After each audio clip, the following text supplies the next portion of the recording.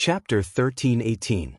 Of course, the difficulty of the two types of wireless communication equipment was not on the same level.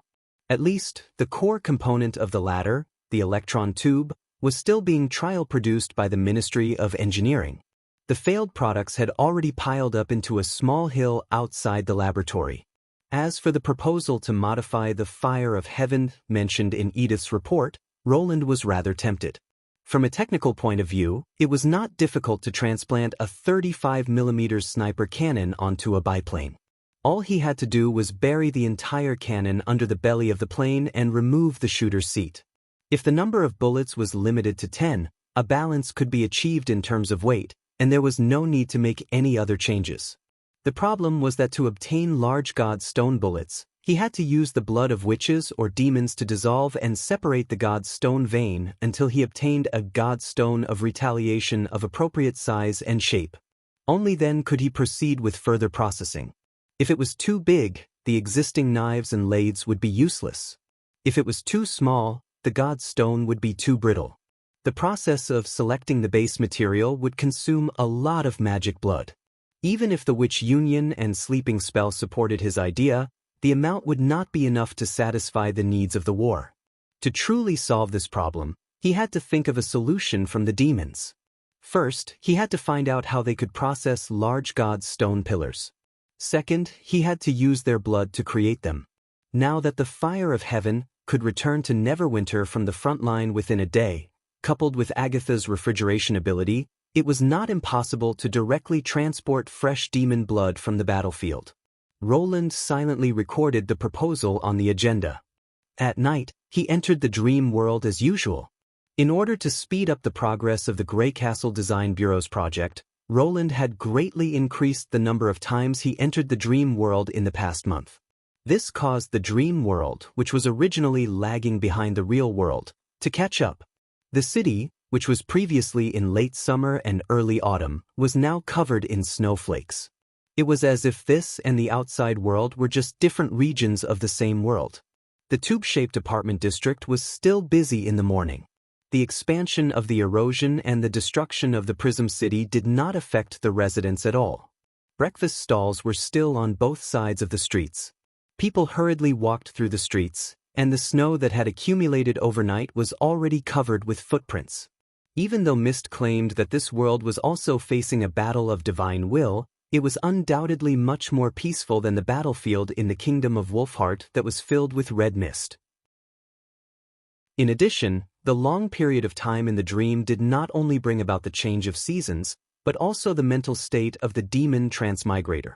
After a period of surveillance and observation, Roland could basically confirm that the demon who called herself Valkyries was not a native of the Kargard Peninsula. Although the Martialist Association verified that there was indeed such a person among the visiting group from the peninsula, her behavior could not be explained with common sense. Roland was no stranger to the phenomenon of his true identity changing internally, because he himself was an example. Using the word transmigrator to describe him was undoubtedly the most appropriate way of describing him. In the beginning, Valkyries was still able to maintain her disguise, or rather, act like an ordinary martialist, such as flipping through various books and not speaking as much as possible. But as time passed, she gradually became more and more impatient. Especially after her injuries healed, she sneaked into the depths of the Prism City and stood in front of the erosion breach in silence. According to Donan's report, at that time, Valkyries' face showed obvious anxiety, as if she was longing for something. She even thought several times that Valkyries was about to jump into the erosion breach, but in the end, she restrained herself. It would be too far-fetched to say that she was mourning the death of her companions, because Valkyries did not even stay at the place where the visiting group had been killed. She had come for the erosion breach from the very beginning. It was not difficult to understand the change in her mentality if she were in Roland's shoes. Coming from the city of demons to this completely unfamiliar modern city, he might have been able to remain calm at first, wanting to figure out where exactly this place was. However, as time dragged on, and the hope of returning was still slim, anxiety was unavoidable. Perhaps the real reason Valkyries sneaked into the Prism City was to see if she could return to the world she was familiar with through the breach. Unfortunately, the memory fragments did not go as she wished. In any case, it was extremely difficult to disguise herself to this extent. After all, Valkyries did not know that her every move was being watched by Dawnin. If it were not for these private details, Roland would have thought that her disguise was almost flawless based on her communication with other martialists. Roland knew that if he were in Valkyrie's shoes, he would never be able to do this. Now that Valkyrie's identity had been confirmed, the next step was how to deal with it. At this time, he received a text message on his cell phone. It was from Phyllis. "Your Majesty, everyone is ready." Roland put his cell phone into his pocket, stood up, and walked into the living room. Zero was busy putting egg noodles on the table. Seeing Roland, she put her hands on her hips and said, "Uncle, you haven't forgotten what you promised me, have you? But are you afraid that I'll sneak away? It's not the first time you've done that," she said with a pout. "Don't worry, I won't this time." Roland walked up to her with a smile and patted her head. "Let's have breakfast first. After that, we'll call Sister Garcia next door and then we'll set off together." Apart from the Spring Festival, the most popular event this winter was the quadrennial martial arts contest. For all the junior and senior high school students in the city, anyone who could go to watch the contest would definitely become the center of attention. Zero, who was not very interested in this kind of competition, was not immune to it. After a lot of begging, Roland had no choice but to agree to take her to experience it up close after the winter vacation. Considering that today's contest was under the watch of the Guardian and was in the round-robin stage, it was unlikely that a fallen evil would appear. Besides, Zero had to return to her hometown during the long holidays. As the little girl's only request, Roland could not refuse. Moreover, it would be more convenient for him to act with her. Roland decided to face the demon traveler. It was already the 4th month. Valkyries seemed to be staring at the noisy arena, but his mind was not on it at all. 4 months had given it a basic understanding of this world, and it had also allowed it to learn about the various legacies of humans. In a sense, it had also become a part of the inheritors. As long as he could return to the real world, he would definitely be able to benefit his race greatly. However, the most fatal problem was that he still could not find a way to leave the realm of mind. Valkyries had a lot of important information, but there was no one to pass it on to. It was like finding a bottle of spring water in the desert with great difficulty, only to find that the bottle was sealed shut. Whether it was sending out a call for help to Hacksword or trying to sense the traces of the king, he could not get any response. Even when he was meditating at the opening of the realm of mind did not respond to his call. This was the first time he encountered such a situation. Valkyries could not help but hate the Sky Lord. Chapter 1319. If everything went smoothly on the Western Front, the red mist should have already crossed the ridge of the continent and infiltrated the human territory. This meant that the birth tower in the Great Rift Valley was no longer a secret. No matter how slow the opponent was, they should have realized it. But why was Hacksword still indifferent? Could it be that the humans were so weak that it could deal with them alone? Valkyries felt that it was impossible. If the opponent was so weak, Osruk would not have been defeated on the fertile plains. It knew that the long isolation had caused it to lose the ability to judge the situation. This experience made the Nightmare Lord feel extremely uneasy. And that human. It looked at the other end of the arena and saw Roland accompanying 2 females, watching the competition with interest. Damn it! Didn't he have something important to do? If he had a way to leave this place, then it might be its only chance. The inheritance and knowledge of the humans were undoubtedly brought out of this world by him. He must have some kind of communication channel with the outside world. As long as he left the realm of mind, it would have a chance to seize that opportunity. After all, in the king's presiding Holy See, it had sensed the connection between the king and the territory many times. It was also because of this ability that it dared to follow the fluctuations of the inheritance shard and search for traces of Roland in the depths of the realm of mind. However, the other party had always been active in this world and did not give it any chance to take advantage of him. Could the human king be so idle that he did not care about politics for a few months? He would rather waste time on the meaningless martial arts tournament than read a few books. The only explanation was that there was too little pressure on the front line. So this was still Haxord's fault. Just as its emotions were fluctuating, Vaucres suddenly noticed that Roland had left the two and walked to a corner alone. There was a hooded female standing there, as if she was deliberately waiting for him.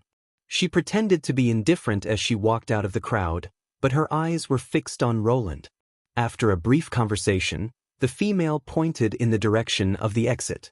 Roland seemed to be a little hesitant, but finally nodded. Did the association discover something? Vaucres had planned to stop there, but for some reason, it felt that the female had a familiar aura. It was precisely this strange feeling that made it take a few more steps forward and take a closer look. It was this one glance that made Vaucres's hair stand on end. Under the dim light, it saw a face similar to Heftali's, or rather, the Martialist Association's Lan. Could it be that the Transformer had always been hiding in this world? And the reason why Roland could enter and exit this place as a male human was also because of it? This news was too shocking. Vaucres could no longer suppress the impulse in her heart and quickly followed. After passing through the safety passage, Roland and the suspected shapeshifter did not walk out of the arena. Instead, they turned and entered the underground garage. The King of Nightmares tried to lighten his footsteps and followed them from a distance until they entered a Civil Air Defense refuge passage.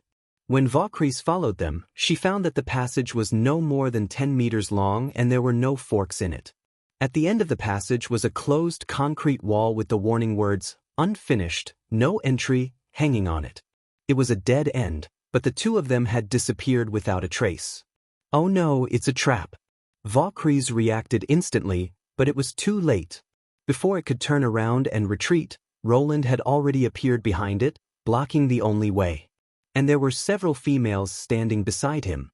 Seeing the way they used their abilities, which were completely different from martialists, Vaucres did not even have the slightest hope left. There was no doubt that the people standing beside him were all witches. Vaucres finally understood where the previous sense of familiarity came from. It was the subtle difference between the magic fluctuations and the force of nature. If witches could also come to this realm of consciousness and possess their original power, then it was only a matter of time before it was exposed. After all, if the other party could quietly hide so many people to set up an ambush, it would be a piece of cake for them to sneak around and spy on it. This principle could be understood with just a little thought. All of its camouflage was for surface contact, but it was just a joke in front of witches with strange abilities. Perhaps in the past 4 months, witches had already figured out its whereabouts. "We meet again, Miss Vaucres," Roland said calmly. Vaucres did not speak. Saying anything at this time would only bring disgrace to itself. Although it still could not understand why the other party could also let witches come to this realm, it was no longer important. The other party deliberately set up an ambush in this secluded place, and its purpose was self-evident. The only thing it could do now was to die in battle. The Nightmare Lord stirred up all the magic power in its body and leaned forward slightly. As for the possibility of winning against a group of combat witches without the ability of magic stones and the magic slaying skill, it did not even consider it. No matter what the situation was, it would not surrender to the enemy. "How about I buy you a cup of coffee from the Kargard Peninsula?" Roland said again. Vaucres almost sprained her foot. She froze on the spot, her upper body still in a slanted posture, looking rather stiff. What did you say?" "Buy you a cup of coffee," Roland repeated again. "Although it's not real coffee, but some kind of similar special drink." Vaucres stared at him for a long time before she asked the question in her heart. But she could not figure out what this male was thinking at all. The reality was different from this place. The coexistence of the tribe and humans was just an illusion. Since the other party had confirmed its true origin, he would not let it go. If it did not meet death, it would only meet a fate worse than death. "Because some things are better to be open than to hide," Roland said slowly, "especially when the battle of divine will is not the final battle." "The battle of divine will is not the final battle?" Vaucres could not help but be stunned. She did not expect to hear this from the mouth of a human. After a long silence, she regained her vigilant posture. Where do you want to talk? It's not far from here. We'll be there in a few minutes. Roland snapped his fingers, and the sound of a car engine came from behind. Get in the car. I've already booked a seat. Roland did not lie to her. The chosen location was a high-end restaurant in a building. Sitting in front of the floor-to-ceiling glass window, she could see the silver-covered city skyline. Soft music floated in the hall, and the atmosphere was elegant and quiet. Vaucries knew that choosing this place to talk was also a show of sincerity. If she wanted to kill it, a public place with so many people was not a suitable place to execute her. Looking at the group of witches who were staring at her, she sat down and took a deep breath. Why didn't you ask me to come here directly? That would be a waste of time. I don't think you'll admit it immediately. Before being forced into a desperate situation, people tend to be resistant and run away. It's simpler this way. Roland shrugged. Since we have a preliminary consensus, let's quickly get to the point. It's good for both of us to be honest. I'm Roland Wimbledon, the King of Grey Castle, and one of the creators of the dream world. What's your identity? One of the creators? Although Vaucries had already guessed that the other party was not a simple visitor, this identity still shocked Vaucries. It was the first time she heard that a domain in the realm of mind could be created by more than one person. But this might also be the reason why he could not completely control the domain like the king. Suppressing the urge to ask who the others were, the Nightmare Lord slowly replied, Vaucries. That's my name. What about your title and level? For example, Sky Lord. You can give me more details. She paused for a moment. Nightmare Lord, that's my title. Chapter 1320. What's so strange about that? Vaucries said coldly. Do you think anyone can enter the realm of mind? Or, are you proud of the fact that you've imprisoned a Grand Lord? Obviously, even in a disadvantageous situation, Vaucries did not give up her pride. Roland even had a hunch that if he humiliated her too much, she would probably rush to the witch and beg for death. But this reply really surprised him. He had only casually asked about the title. After all, most senior demons had their own unique titles, and a person who could host a promotion ceremony in the City of Demons was definitely not a nobody. But he did not expect that this demon's origin was more complicated than he thought. Roland originally thought that Vaucries' consciousness had accidentally escaped from the memory fragment, but now there was another possibility. Vaucries might come from the real world. The name, Nightmare, first appeared in Osrook's documents, and greeting her proved that she was not a historical figure but was still active among the high-level demons. Moreover, Roland had watched the memory fragment many times, and during this period he did not hear the corresponding title of a Grand Lord. If the demon language he learned from Caberdabi was right, it meant that the host at that time had not become a Grand Lord yet. Combining this with the Pearl of the Northern Region's analysis of the situation at the front line, Roland was more and more inclined to the latter answer.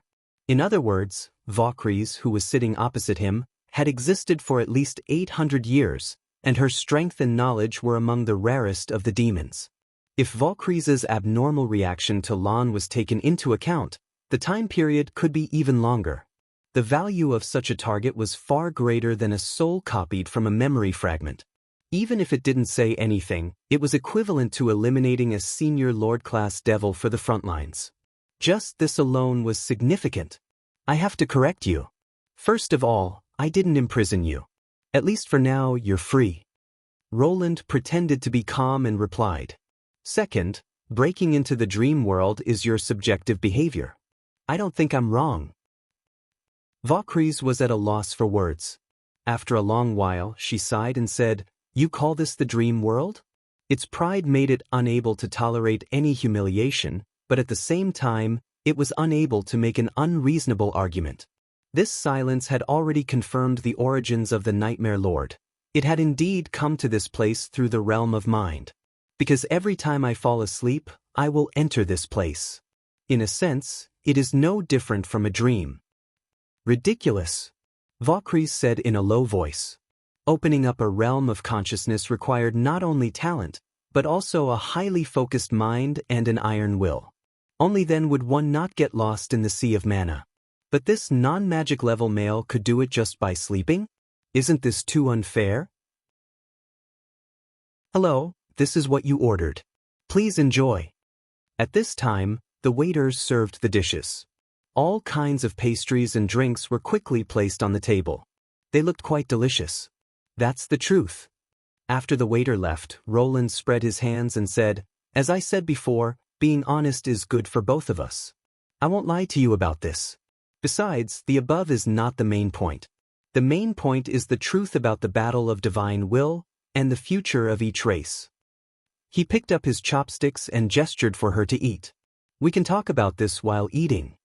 Valkyries once again confirmed that this male was different from all the humans she had seen before.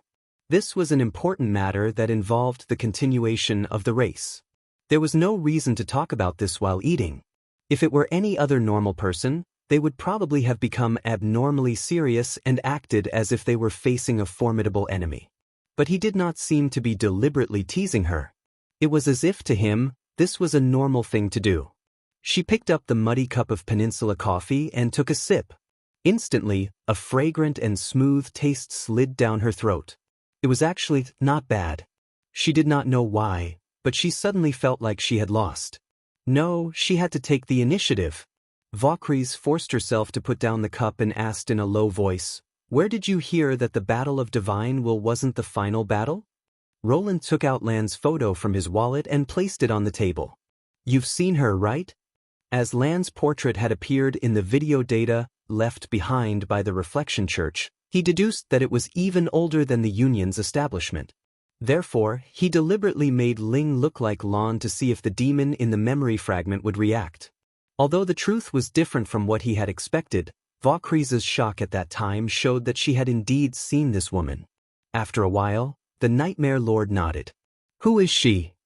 "A traitorous oracle." Roland slowly recounted the secret conversation in the Rose Café. After listening to this incredible story, even Valkyries was stunned. Could it be that the oracle that my mentor mentioned was also her? Mentor?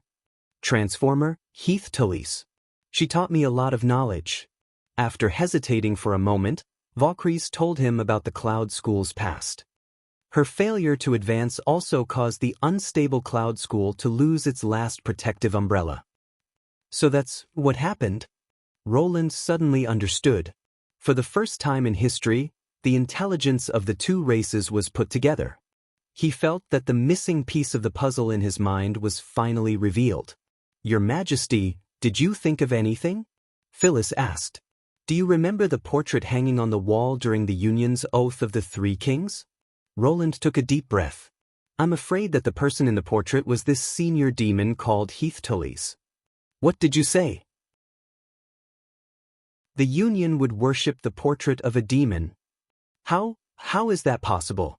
The Tequila Witches all looked incredulous. According to the influence of the Cloud School during the first battle of divine will, it's not strange for such a situation to happen. Since a demon in the Cloud School could become a senior lord, it's normal for there to be witches or ordinary people from the Cloud School among the higher-ups. I guess before Heath Tully's died, she always had doubts about the battle of divine will, right? In the eyes of some people, this opinion was equivalent to siding with the humans. I can't deny that. Valkyries closed her eyes. She had a dispute with the current king, but the tide of the war can't be stopped by one or two people. Chapter 1321. Because you humans have short lifespans and forgetful. Valkyries seemed to have regained a sense of superiority and subconsciously picked up the cup of coffee. In just a few decades, history will be replaced by lies. Such a thing is almost unimaginable for my race, who have a long lifespan. You seem to have forgotten that no matter how comforting a lie is, it's still a lie. Same here, Roland retorted. Didn't you also deliberately ignore Heftali's warning? Apart from those who experienced it, I'm afraid none of the demons of the new generation know about this, right? Valkyries opened his mouth but could not say a word. In the end, he could only silently drink his coffee, which was equivalent to a tacit agreement. Let's make a guess. He pulled the topic back to the betrayal of the Oracle. Perhaps the blurry figure that, Transformer, saw 1,000 years ago was the same person as Lon in the dream world. Unfortunately, your mentor was unable to form a fixed domain in the realm of mind, so he did not receive a definite hint. You believe the oracle's words? I believe what I saw. The enemies who claim to be servants of God are eroding this world, and in reality, we have indeed found the ruins left behind by past civilizations. I don't know where those victorious civilizations went, but the truth is that they have never returned. Don't you think it's strange? Perhaps there is a more beautiful world that is more suitable for an upgraded race to live in, such as the origin of magic? Roland said sarcastically. Upgrading is a path to godhood, but after becoming a god, you can't freely return to your hometown. What kind of god is that? And when you get close to the origin of magic, which is the erosion rift, will it really make you feel good and comfortable? If that's the case, you should have jumped in long ago. This guy really sent a witch to follow me all the way. Valkyries thought angrily, but he could not refute. When he stood in front of the Scarlet Rift, he only felt a strong sense of danger. Even so, what can you change? After a long silence, the Nightmare Lord said in a low voice, "It's too late. If you were a member of the Cloud School, you might have a chance to turn the situation around 1,000 years ago. But when our race received the inheritance of the Third Civilization, the war was unstoppable." The Third Civilization was probably the underground civilization. Roland couldn't help but slow down his speech. The so-called inheritance, what exactly is it? Valkyries stared blankly for a moment before chuckling. What? So you guys have never obtained any legacy shards? Answer His Majesty's question. Phyllis bellowed. We don't need any fragments. Your Majesty's knowledge is enough. Only a group of barbaric monsters like you would start a war over a stone. Just when Roland thought that the King of Nightmares would not answer his question, the King of Nightmares said, "I will tell you. Then you will understand why it is impossible to turn the situation around. As long as a civilization has tasted the sweetness of inheritance, it will never forget the sweetness and will only desire more." It paused and looked at the witches beside Roland. You are the best examples. If you were to ask humans to give up all the changes brought about by the King of Grey Castle, would you be willing? What you mean is, that's right. The legacy shard is just one of the ways of inheritance. The King of Nightmares' words confirmed Roland's conjecture. You impart the new knowledge here to humans, which is equivalent to humans obtaining the inheritance of the dream world. But the effect of the fragment is more thorough and comprehensive. It doesn't target an individual, but the entire civilization. Following that, Valkyries spoke of the Road of Integration, that happened more than 100 years after the end of the first battle of Divine Will. It was an ultimate battle that the Union did not know about. You should also know that the Third Civilization once covered more than half of the continent. If our race occupied the Blackstone region, humans occupied the Land of Dawn, and the Second Civilization occupied the Sky Sea realm, then the Third Civilization was the master of the underground world. They were like earthworms. Their bodies were extremely weak, but they had a unique way of using magic power. Unfortunately, these fellows were unlucky and encountered something they shouldn't have. When they were digging holes in the mountains, they encountered a crack in the ground and directly penetrated from the Blackstone region to the Sky Sea realm. It doesn't matter if you don't understand. You just need to understand that they inadvertently opened the barrier between their nest and the Sky Sea realm. The latter took advantage of the situation and invaded the Blackstone region, killing the earthworms and forcing them to retreat. If we could lend them a helping hand, they might have a chance of survival. But to our race, it was also the best time to verify the rumors of the relic. Therefore, the king, who was still an ascendant, led a team to attack the fleeing Second Civilization from behind and trap them in the Ghost Valley. This place is located between two mountain peaks. Its surface area is about half the size of the fertile plains. There are underground rivers and strata on both sides that stretch for thousands of miles. The bottom of the valley varies greatly.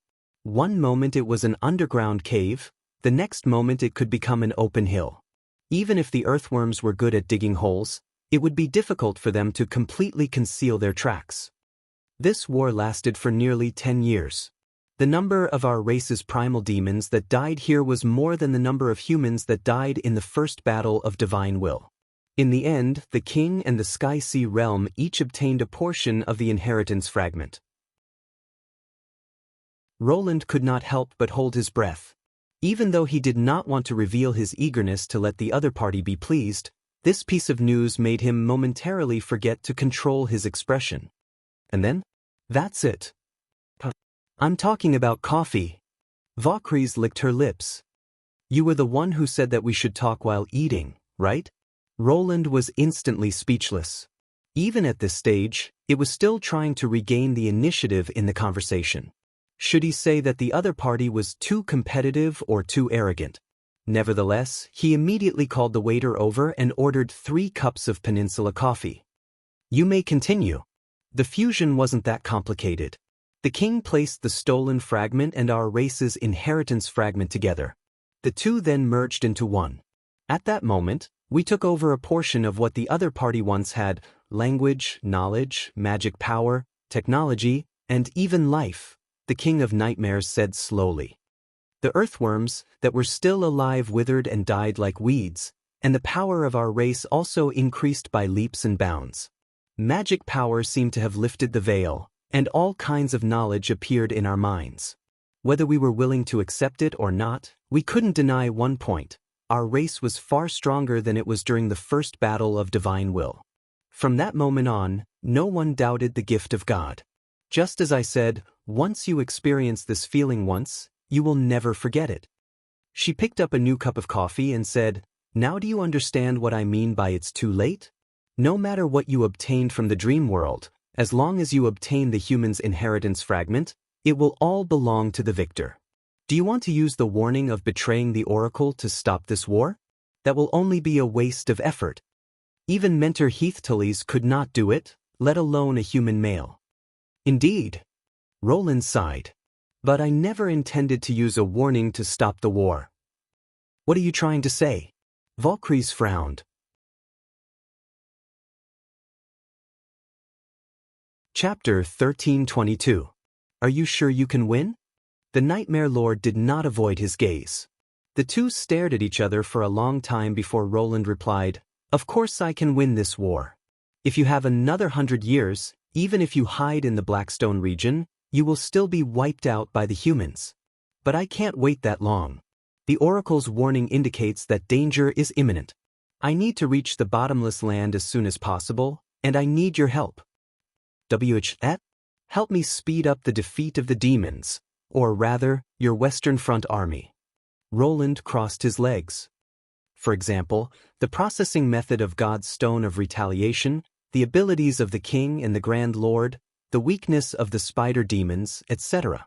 This is also the reason why I sought you out. As long as you can think of, bang! Valkyries slammed her palm on the table, causing coffee to spill from the cup. Don't be too arrogant, male. She suppressed her voice. You can kill me, but don't expect me to kneel and beg for mercy. As for me betraying my race, don't even think about it. Help you defeat the Western Front army? Dream on. Impudent. Don't be rude to His Majesty. The witches shouted at the same time. Both sides were in a state of mutual hostility, and the atmosphere seemed to have dropped to a freezing point. What's going on with that table? The whispers of others came from the side. A couple quarrel? The number is obviously wrong. But speaking of which, the girls around him are really beautiful. That Peninsula guy is even better. Damn it, where did he come from? I'm so envious. Roland rolled his eyes in his heart. The murderous intent on both sides was clearly overflowing, so where was the shadow of romance? All right, control yourselves. He pretended to be nonchalant and waved his hand, signaling for Phyllis and the rest to stop. He then leaned back on the bench and looked down at the Nightmare Lord. Don't you think that refusing to accept reality is a betrayal of the race? Reality? That's right. Roland's voice suddenly deepened. If the Oracle's warning is true, then there are only two paths before all civilizations. One is to fight the battle of divine will to the end, and the other is to completely end this endless war through the realm of mind. Don't tell me you don't know what the consequences of your choice will be? Without giving the other party a chance to refute, he raised his voice a little. After staying in the dream world for so long, you should know how much I can raise the overall strength of the human race. Without the new legacy shard, with your current strength, you won't be able to contend against me. If the war goes on for decades, how many people will your tribe have to sacrifice? How much price will you have to pay? Is this the result you wish to see? Then they also died honorably on the battlefield. No, he died in a meaningless lie. Roland corrected him. Furthermore, due to the existence of the legacy shard, this war will never be resolved. Hatred and suspicion will cause the flames of war to spread to the Blackstone region until your clan no longer exists. The only one who can stop it is me. Once I am gone, the destruction of the demons is only a matter of time. Compared to losing a vanguard army, isn't it obvious which method is more beneficial to the race? Volkries's face was ashen. He did not say a word. In fact, we might not have much time left. If we miss the opportunity to end the war, then there will be no other way out. He put down his leg and leaned forward slightly. Now, do you still insist on your opinion? After a moment of silence, the Nightmare King said coldly, "Male, why should I believe you? Based on what the oracle said, once you become a god, who can guarantee that you will let my clan live? Based on your words? You don't have a better choice. On one side, there is a possibility of survival. On the other side, it is destined to perish. That's all." Roland softened his tone. The purpose of the war has changed. What was impossible in the past doesn't mean it's impossible now. As long as we think from a different perspective, both races can live. Volkries's lips were tightly shut. He did not speak. Roland did not wait any longer. "I know this is a difficult choice, so I don't expect an immediate answer. Go back first." He raised his head in disbelief. "That's it? What else? Tie you up and torture you? Or kill you directly?" I said, "At least for now, you're free." Roland took out his cell phone. "By the way, give me your number. That way, I can tell you about the war in the north immediately. This might help you make a decision. Don't forget, the future of the demons is in your hands." Although he looked reluctant, Volkries still gave him his number. Just as he was about to leave, Roland called out to him. "I want to ask you another question. Do you think the Transformer, Heath Tullies from 1,000 years ago did something wrong?" Volkries's figure paused for a moment, and he left the dining hall without looking back. "Your Majesty, are you really going to let a senior demon move freely in the dream world?" Phyllis asked worriedly. "Not so." Roland shook his head. "Haven't you noticed? She's no longer the senior demon she used to be. The demon didn't die immediately after losing the magic stone, and even had a corresponding identity. This could only mean one thing. She's now one with the dream world." Roland firmly believed in humanity's victory, but winning in 100 years was not the same as winning in 10 years. He needed to inflict pain on the demons in the shortest time possible, making them completely lose the will to resist, and thus clear a path to the bottomless land. The Nightmare Lord was just one of the cards. No matter what choice she made, she would not be able to change this decision.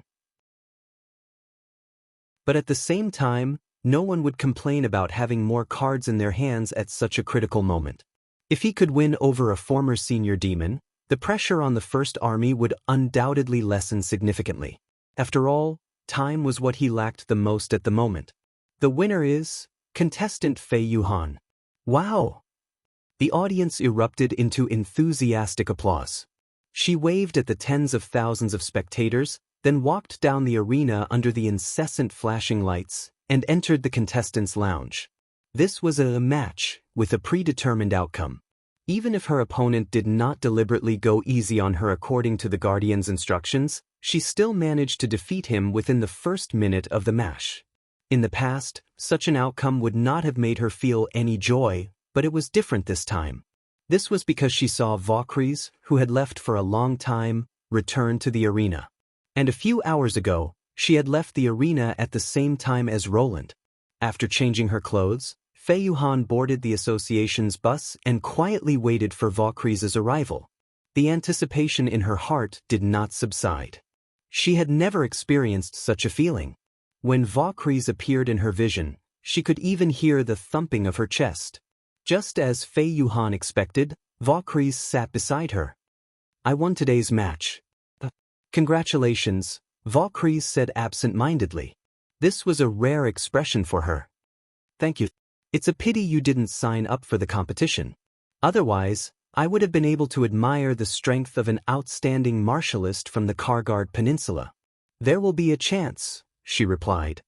"Of course, there will be a chance." Fei Yuhan smiled. Even without observing his expression, Fei Yuhan could tell that Vaucries was being perfunctory.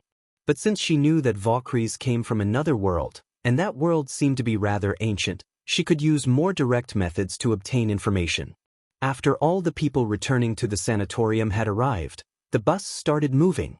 When the bus reached the suburbs, Fei Yuhan secretly stretched out her finger and reached for Vaucries' shoulder bag. This was the bag she had bought for Vaucries as a discharge gift. Before this, she had looked through the bag countless times and knew its shape like the back of her hand. There was an unfinished area between the main road and the newly built road in the city, but it did not affect the traffic. At most, there would be some tremors and dust. At the moment when the tires rolled over the uneven road, a condensed force of nature appeared at her fingertips and gently slid down. It was as if it was a natural fall. An inconspicuous decorative piece fell into her hand, and hidden within it was a miniature voice recorder.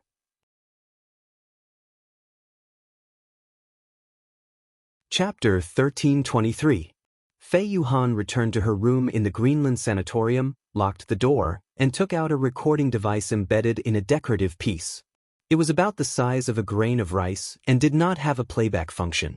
She needed to insert it into a special reader to listen to the recorded content. After transferring the data into the notebook, she found the recording that was closest to the moment when Vaucries left the dojo and pressed play.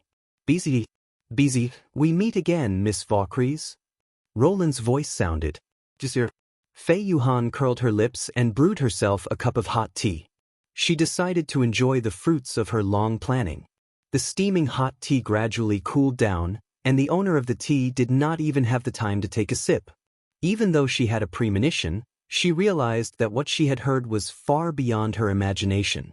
When she pressed the stop button, Fei Yuhan realized that her fingertips were trembling slightly.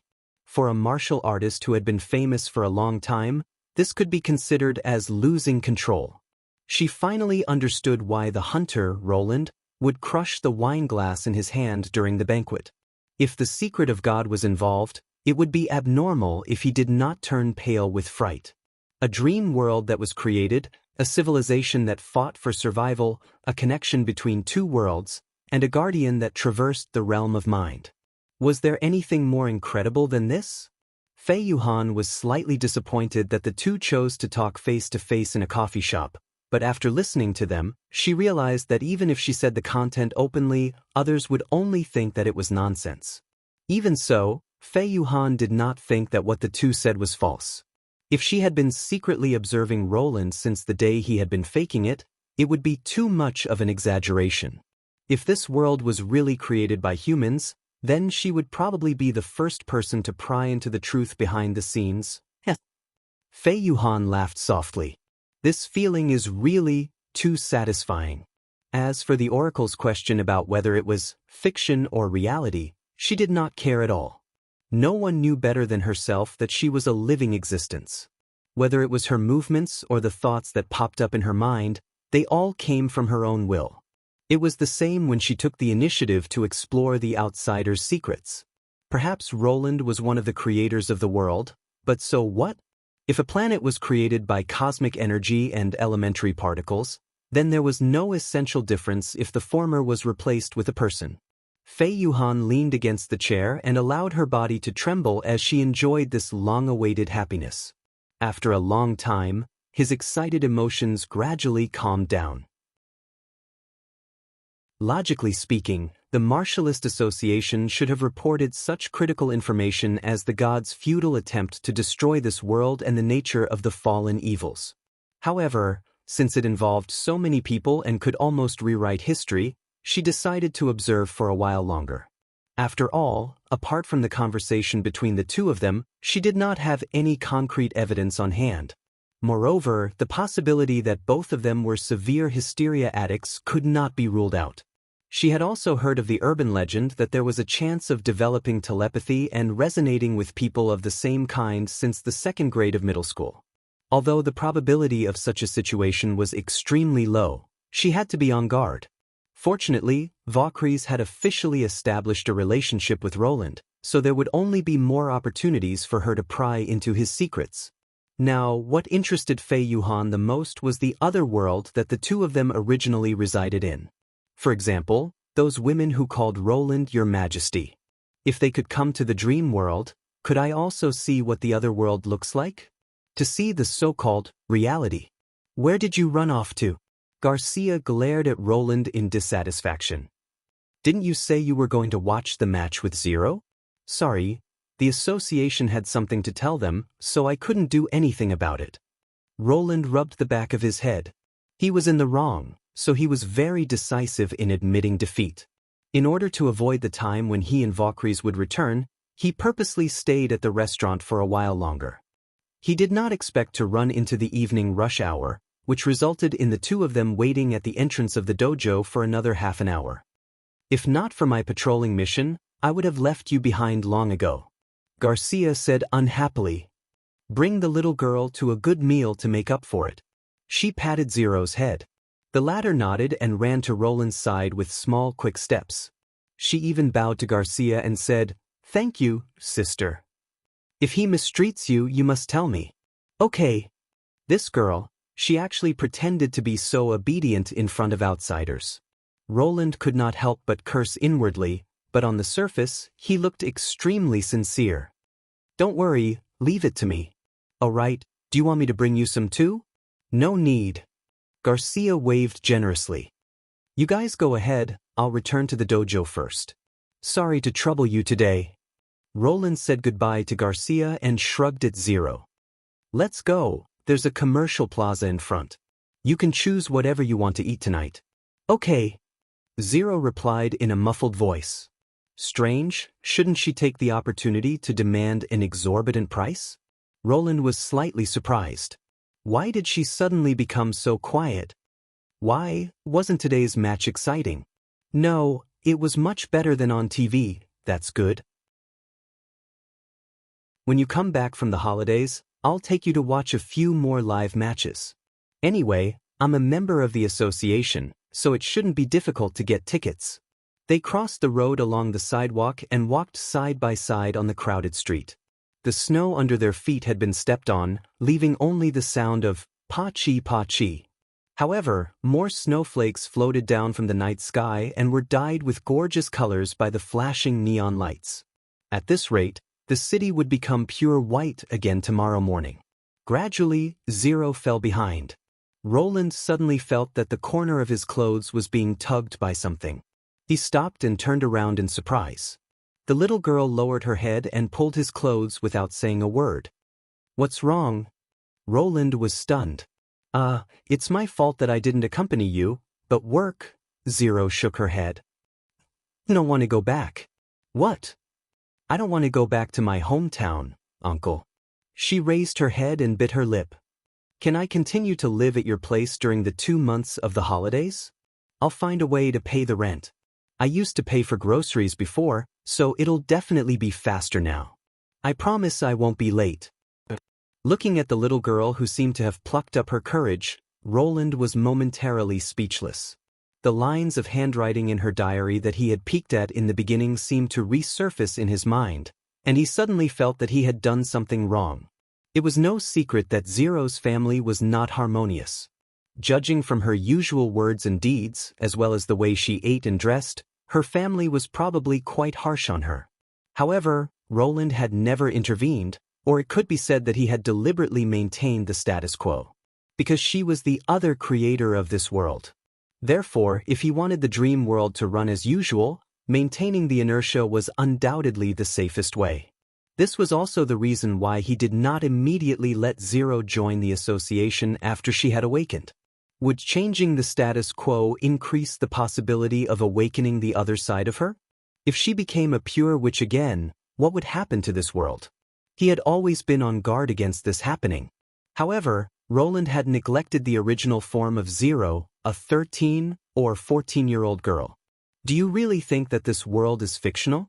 When Lon asked him, he gave a negative answer. However, he did not do this when it came to Zero. No, can't I? The little girl's voice became softer and softer as the courage she had mustered gradually faded. You know, I'm not your legal guardian.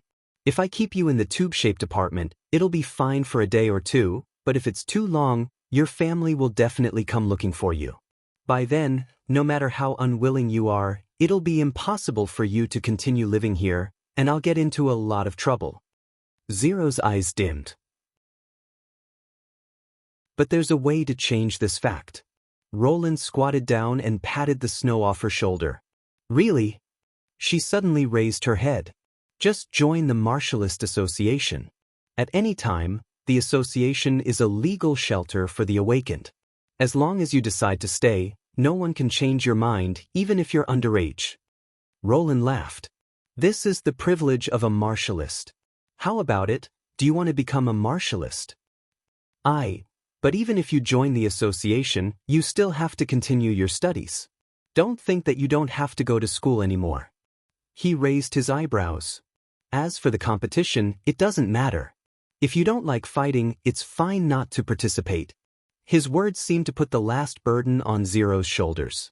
She took a deep breath and nodded vigorously. Then I'll join. Okay, I'll help you fill out the application form when we get back. After that, you can live wherever you want. Can I live in 0825? Roland held out his hand to her. Of course. The inertia had been broken. The future changes might be unknown. But it was all a choice of free will.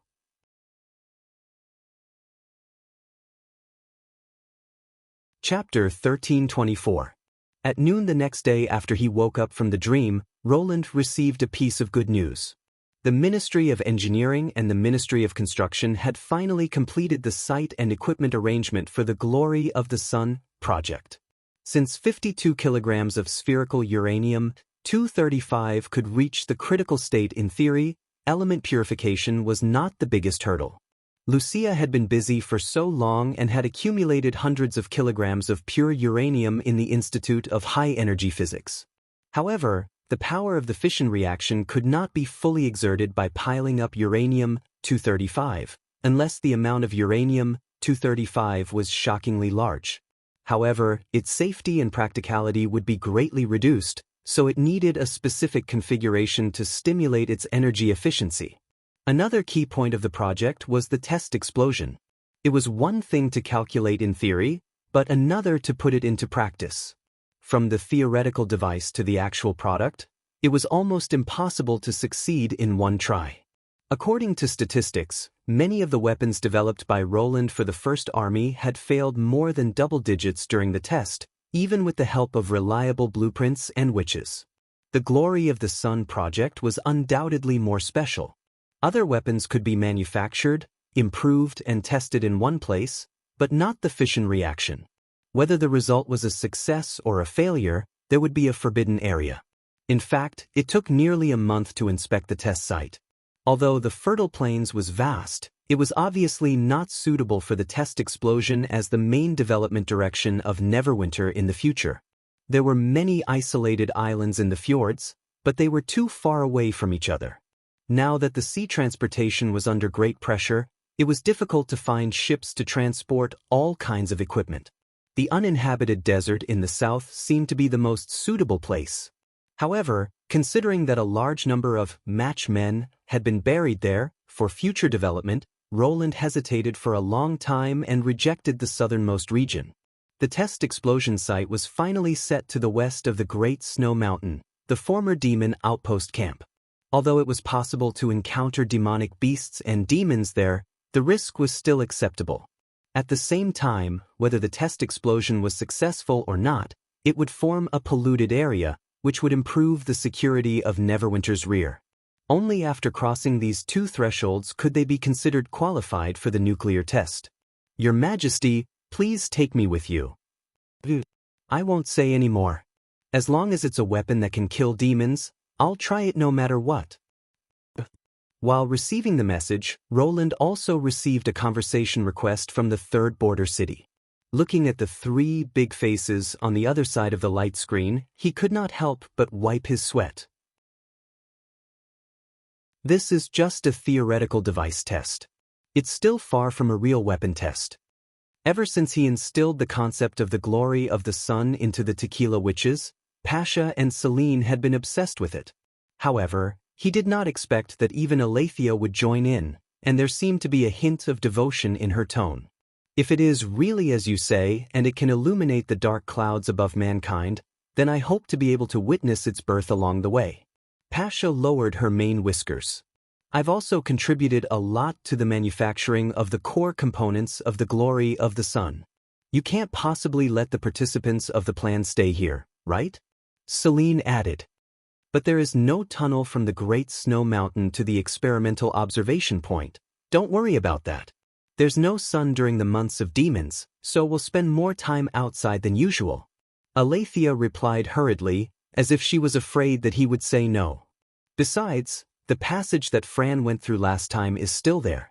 We won't attract anyone's attention when we leave the city.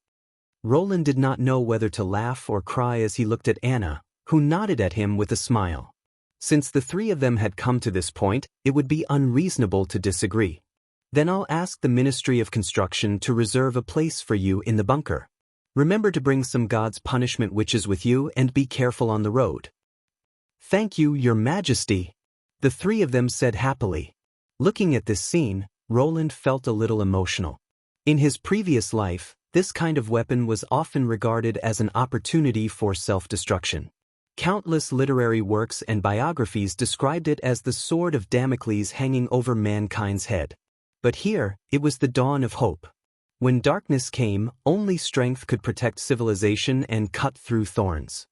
He looked at Anna and said, "Let's go." 50 kilometers north of Shangxi in the heavy snow. The snow here was much heavier than in Neverwinter. Not only did it cover the land that had been corroded by demons, but it also made the construction of the bunker extremely difficult. Fortunately, with the help of the powerful God's punishment witches, the construction team finally settled down in this uninhabited place. To ensure the quality of the project, the workers in the team were all elites from the Northern Expedition Regiment. After experiencing the bloody battles on the fertile plains, the harsh weather was not the toughest enemy. Moreover, they had been informed before they set off that this construction project was the top secret of Neverwinter. It was related to the future of their homeland and the kingdom. Coupled with the high remuneration offered by the administrative office, everyone was motivated to work. If it were in Grey Castle in the past, no matter how much the nobles pressured them, they would never allow their subordinates to open up a camp in such a place. It took Roland and his team nearly 2 days to reach the explosion test site. After entering the command post that was half buried in the ground, they saw a completely different scene in the room. The thick brick walls blocked the wind and snow, the blazing fireplace crackled, and the project leaders were holding oil lamps and checking their tasks against the forms. They looked extremely busy. Seeing his arrival, everyone stopped what they were doing and then saluted, "Your Majesty." "Go on with your work." Roland waved his hand and then looked at Car Van Bate. "How's the situation here?" "We haven't found any traces of demons in the past month," Car replied. "They should have completely abandoned this place. As for demonic beasts, we occasionally see dozens of them, but they're not a threat to the garrison troops. The explosion test site and simulation equipment have been built. If you don't have any other instructions, they can completely meet the requirements of the plan." "Where's the explosion test site?" "North, 15 kilometers away from here." Carr pointed at the map and said, "You can't see it from the command post. The snow here is too thick. Even if it's as high as a 3-story building, it'll be blocked by the snow." "It doesn't matter. We'll naturally see it when it explodes." Roland smiled and turned to Anna. "Then let's start the first explosion test." In order to verify the feasibility of the explosion, the two had prepared at least 3 configurations for the test in the past 6 months. This time, it was the simplest configuration of a gun.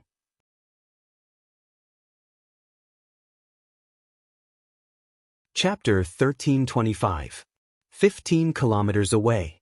The high platform made of steel stood tall in the white snowfield. It did not look like a creation of this era. The neat and dense structure, the beams and steel cables with icicles hanging from them, and the layers of barbed wire surrounded it, all revealed the beauty of the industry. Hundreds of people surrounded it, preparing for the detonation. As the entire device weighed nearly 10 tons, and Hummingbird had gone to the front, it could not be assembled in Neverwinter. They could only transport the parts to the test explosion site and assemble it on the spot. Fortunately, its structure was very simple, and the need for disassembly and transportation was taken into account during the design, so it was not demanding on the workers. This was also the difference between the glory of the sun and other weapons. Even if the site and equipment had been set up, it still took 1 or 2 days to complete the final preparations. At this moment, Roland and Anna were standing on the top of the tower, directing the assembly of the device. Next is the third core component. Pay attention to the direction of the interface. Be careful. Everyone listen to my command. 3. As the leader of the workers shouted, a silver-white cylinder was slowly pushed into the device. Until this step was completed, Roland slowly breathed a sigh of relief. Inside the cylinder was the main source of energy for the test explosion, 2 separated uranium-235 cylinders, each weighing 20 kilograms. When the two were combined, it would provide a total charge mass of 40 kilograms. This value was lower than the critical limit of 53 kilograms. In theory, there would not be a violent fission reaction, but as he had said before, the critical value was not a fixed value. Conditions such as shape, temperature, and pressure could change the value, which was why nuclear weapons that relied purely on materials had little practical value. For example, 52 kilograms of uranium-235 in the spherical state seemed stable, but in fact, it was already a volcano that was ready to erupt. Even a slight impact or vibration could cause it to cross the critical point. Similarly, although it was safe to use several small uranium blocks, it would also make the detonation more difficult. When several uranium blocks were combined into one, the whole could indeed exceed the critical point, but the high temperature produced by the fission reaction would cause the uranium block to expand rapidly, reducing its density, and the violent explosion would push the raw materials far away, thus interrupting the reaction. In short, a reasonable configuration not only had to make the uranium reach a critical state, but it also had to be maintained as long as possible in order to unleash the power of the fission reaction. The reason why the gun configuration was called a gun configuration was because its principle was very similar to the ancient guns. Through the detonation of explosives, one piece of uranium would suddenly push another piece of uranium. Under great pressure, the density of the uranium would increase rapidly. Even if the mass was slightly lower, it could still cross the critical point. When the outer shell of the device was connected, Anna personally inserted a can with a warning sign of the radioactive source into the reserved tail port. It was also the last critical component of the test explosion. For a moment, Roland felt as if his face had been pricked by something, and even his breathing stopped for half a beat. Beryllium neutron source. Just like its name suggested, it could provide a large number of free neutrons for fission, and it was the most direct way to reduce the critical value. Inside the can-like metal container, there was a row of hollow spheres. Each sphere was the size of a ping-pong ball, and the core was a marble-like spheroid. It was tightly wrapped in gold foil, and around it was a honeycomb of beryllium sheets. When the uranium pieces collided, they would also smash the small can at the bottom of the gun barrel. All the hollow spheres would be compressed by the violent explosive gas until they were thinner than paper. After the gold foil broke, the beryllium sheets would be intimately attached to the spheroid, completely accepting the alpha particles released by the spheroid, and then blasting out several times the number of neutrons. These neutrons would participate in the fission reaction of uranium-235. If luck was on their side, they could consume a few more % of the raw material before the reaction was terminated, greatly increasing the power of the nuclear weapon. Since the half-life of polonium-210 was only 138 days, it was essential to provide a replacement port. In addition, Leaving the neutron source in the weapon for a long time was also extremely dangerous. After all, as long as the beryllium was in contact with it, it would spontaneously release neutrons. Once the gold foil was damaged, the consequences would be unimaginable. After the beryllium neutron source was installed in the principal device, it turned from a gentle and harmless thing into a monster that could engulf everyone on the scene at any time. Although Roland knew that what he felt was just an illusion, and it was impossible for a human to capture the changes in the number of neutrons in the environment, he still subconsciously breathed a lot lighter. At this step, the principal device officially completed all the preparation work before detonation. Anna took the initiative to hold his hand. "Give the order." Roland nodded slightly under the other party's calm and steady gaze. Regardless of the result, the glory of the Sun Project had finally reached this step. After taking this step, mankind would enter a new realm. He looked at Sean. "Pass my order. Inform the command post to start the ignition in 6 hours." "Yes, Your Majesty." 600. Woo, woo, woo, woo. Device number 1 has entered the ignition stage. I repeat, device number 1 has entered the ignition stage. All personnel, please pack up immediately and leave the site in an orderly manner according to the drill plan. Please note, this is not a drill. The test explosion site will be closed in an hour. Everyone must evacuate to a safe area before then. Soon, the evacuation announcement was heard along with the alarm. "Hurry up, everyone gather in the open space in front of the tower. Don't leave anyone behind. Construction Team 2, count off. 1, 2, 3. Seal the test explosion site door. All members of the God's Punishment Witch Squad are here. Begin evacuation." The quiet snowfield seemed to be boiling. People's shouts and the repeated alarm echoed each other, and the atmosphere became tense and dignified. Everyone knew that they were about to witness an unprecedented experiment. 300. In the command post, Roland and Anna took out 2 keys and opened the cover of the control panel.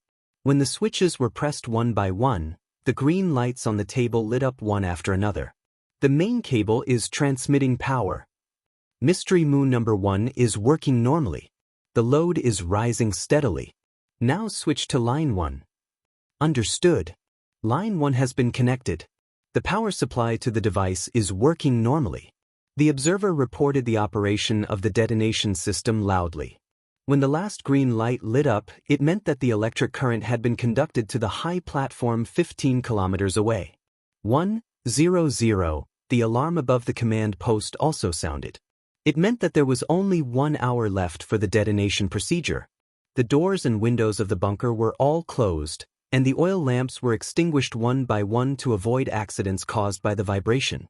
The higher-ups of Neverwinter entered a special observation room. According to Roland's instructions, the outer surface of the room was built in the shape of a trapezoid to better withstand the shock waves, and the inner side was deepened to accommodate the huge body of the original carrier. Pasha and the other tequila witches had been waiting for a long time. 0:15. The sky gradually darkened. The last round of urgent sirens finally arrived. Whether it was the higher-ups, soldiers, or workers, they all put on black sunglasses to block out the strong light according to the rehearsal. Although most people did not understand why they had to wear glasses to block their vision on such a dark, snowy day. Didn't that mean he couldn't see anything? 0:05. Countdown. 5 minutes. When the announcement sounded again, the scene had become silent. All communication and discussion had stopped. Everyone stared fixedly at the pitch-black darkness in front of them, involuntarily holding their breaths. Countdown of 3 minutes. Roland felt sweat forming on his palms. Anna looked at him with a smile and gently held his hand. 1 minute.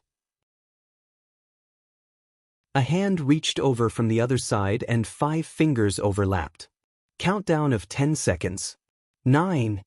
Although it was a pity that he could not press the detonation button himself, Roland knew that this was only the beginning of his long historical journey.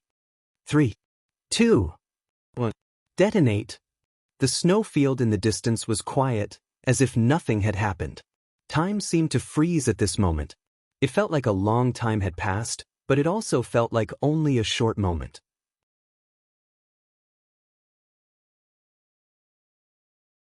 Chapter 1326. Pasha, on the other hand, had a clearer view. The original carriers didn't rely on their eyes. For her, Aletheia, and Selene, any of their tentacles could be used as their eyes, so they couldn't wear anything to block the light. Even though Roland had reminded them that it was best to avoid looking directly at the center of the explosion for 5 to 10 seconds after the detonation, they didn't look away until the very last second. It wasn't just her, the other two did the same. No one wanted to miss this long-awaited scene. Could humans defeat demons? During the hundreds of years that the tequila survivors had been hiding underground, no one dared to ask this question. At that time, they had gritted their teeth and persevered for the sake of their responsibility and their sisters who had sacrificed themselves. As for the final outcome, anyone who thought about it would feel resistant, afraid that their unremitting efforts and fighting spirit would be destroyed. The pitch-black ceiling that they saw every day when they raised their heads was the deepest impression in their memories. And this darkness was broken by a brilliant blue light. It wasn't pure blue. Unlike pigments, paint, gems, or lake water, Pasha found it hard to describe.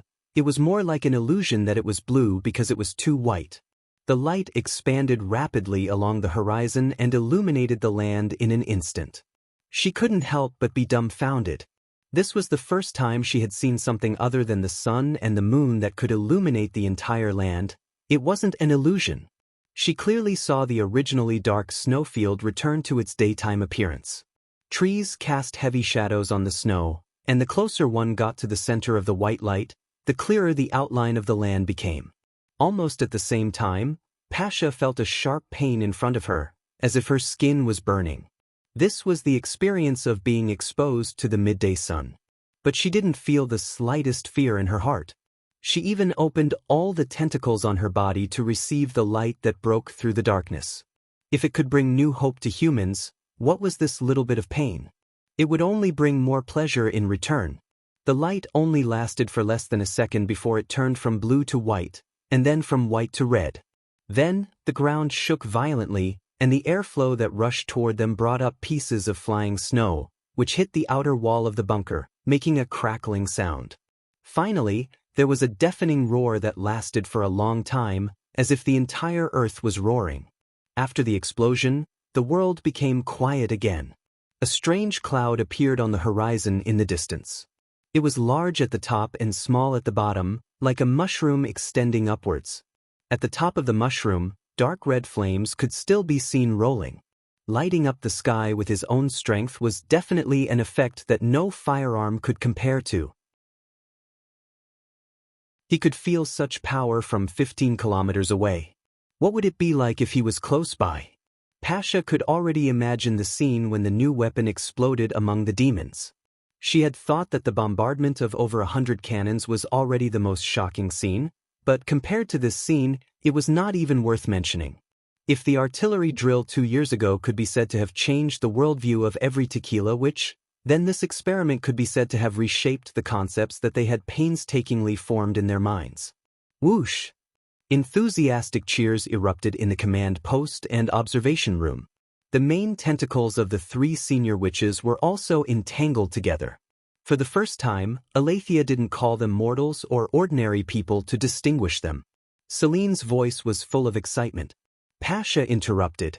Selene replied without hesitation. Aletheia also expressed her agreement. A year ago, the standard of victory was to resist the attack of the demons, persist until the end of the battle of divine will, and then look for opportunities after 400 years of development. Unknowingly, this standard had been raised a lot. Pasha finally laughed. Humans could defeat demons. And it might be faster than they had expected. That was because that expanse of darkness no longer existed. Among all the jubilant crowd, only Roland and Anna maintained their usual calmness. What's the result? Anna asked as she took off her sunglasses. At least we've taken the first step. Roland spread his hands. The theoretical device had undoubtedly triggered a fission reaction.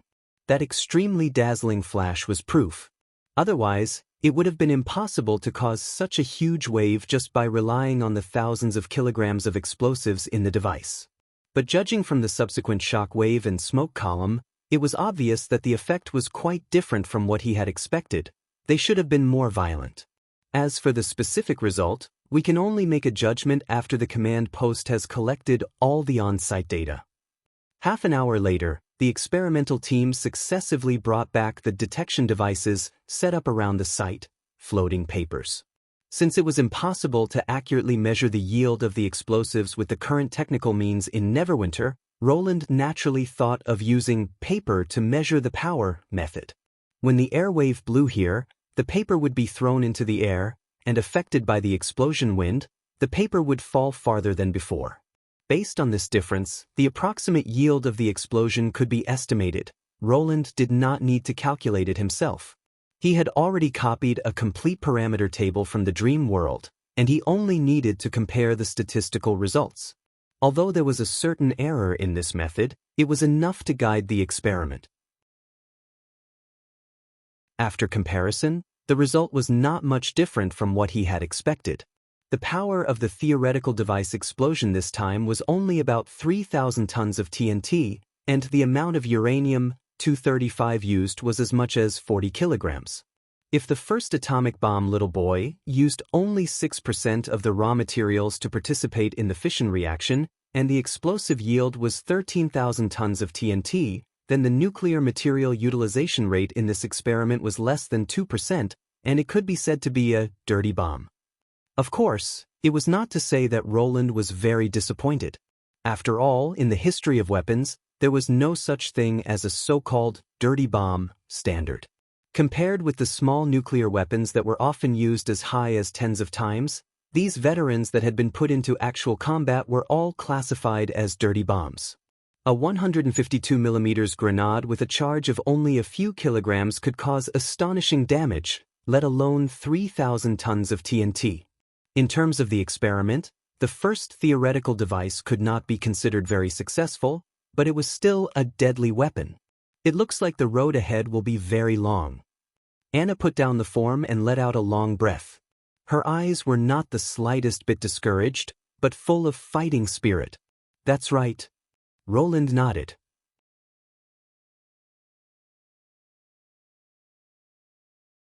Chapter 1327. A week later, a strange-looking vehicle slowly drove into the test explosion site. It was the first crawler tractor manufactured by the Ministry of Industry of Neverwinter based on the complete set of blueprints and technical instructions provided by the Grey Pot Design Bureau. However, other than the chassis being the same, its appearance was completely different from that of the experimental product. The vehicle was surrounded by thick armor plates and looked like a moving square box at first glance.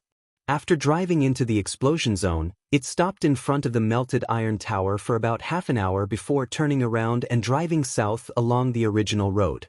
After driving for about 5 kilometers, a wheeled truck approached and picked up all the people on board, while the square box tractor was directly abandoned in the snow. This group of people traveled all the way and returned to Neverwinter from the Great Snow Mountain the next day. Upon receiving the news, Roland summoned them to the castle immediately. How was it? Did you encounter any accidents? Please rest assured, Your Majesty. Everything went smoothly. Phyllis smiled and presented a sigil to him. Summer quickly located the scene at that time. We stayed longer than expected. Because there was a specific time, it wasn't too difficult, Summer said shyly.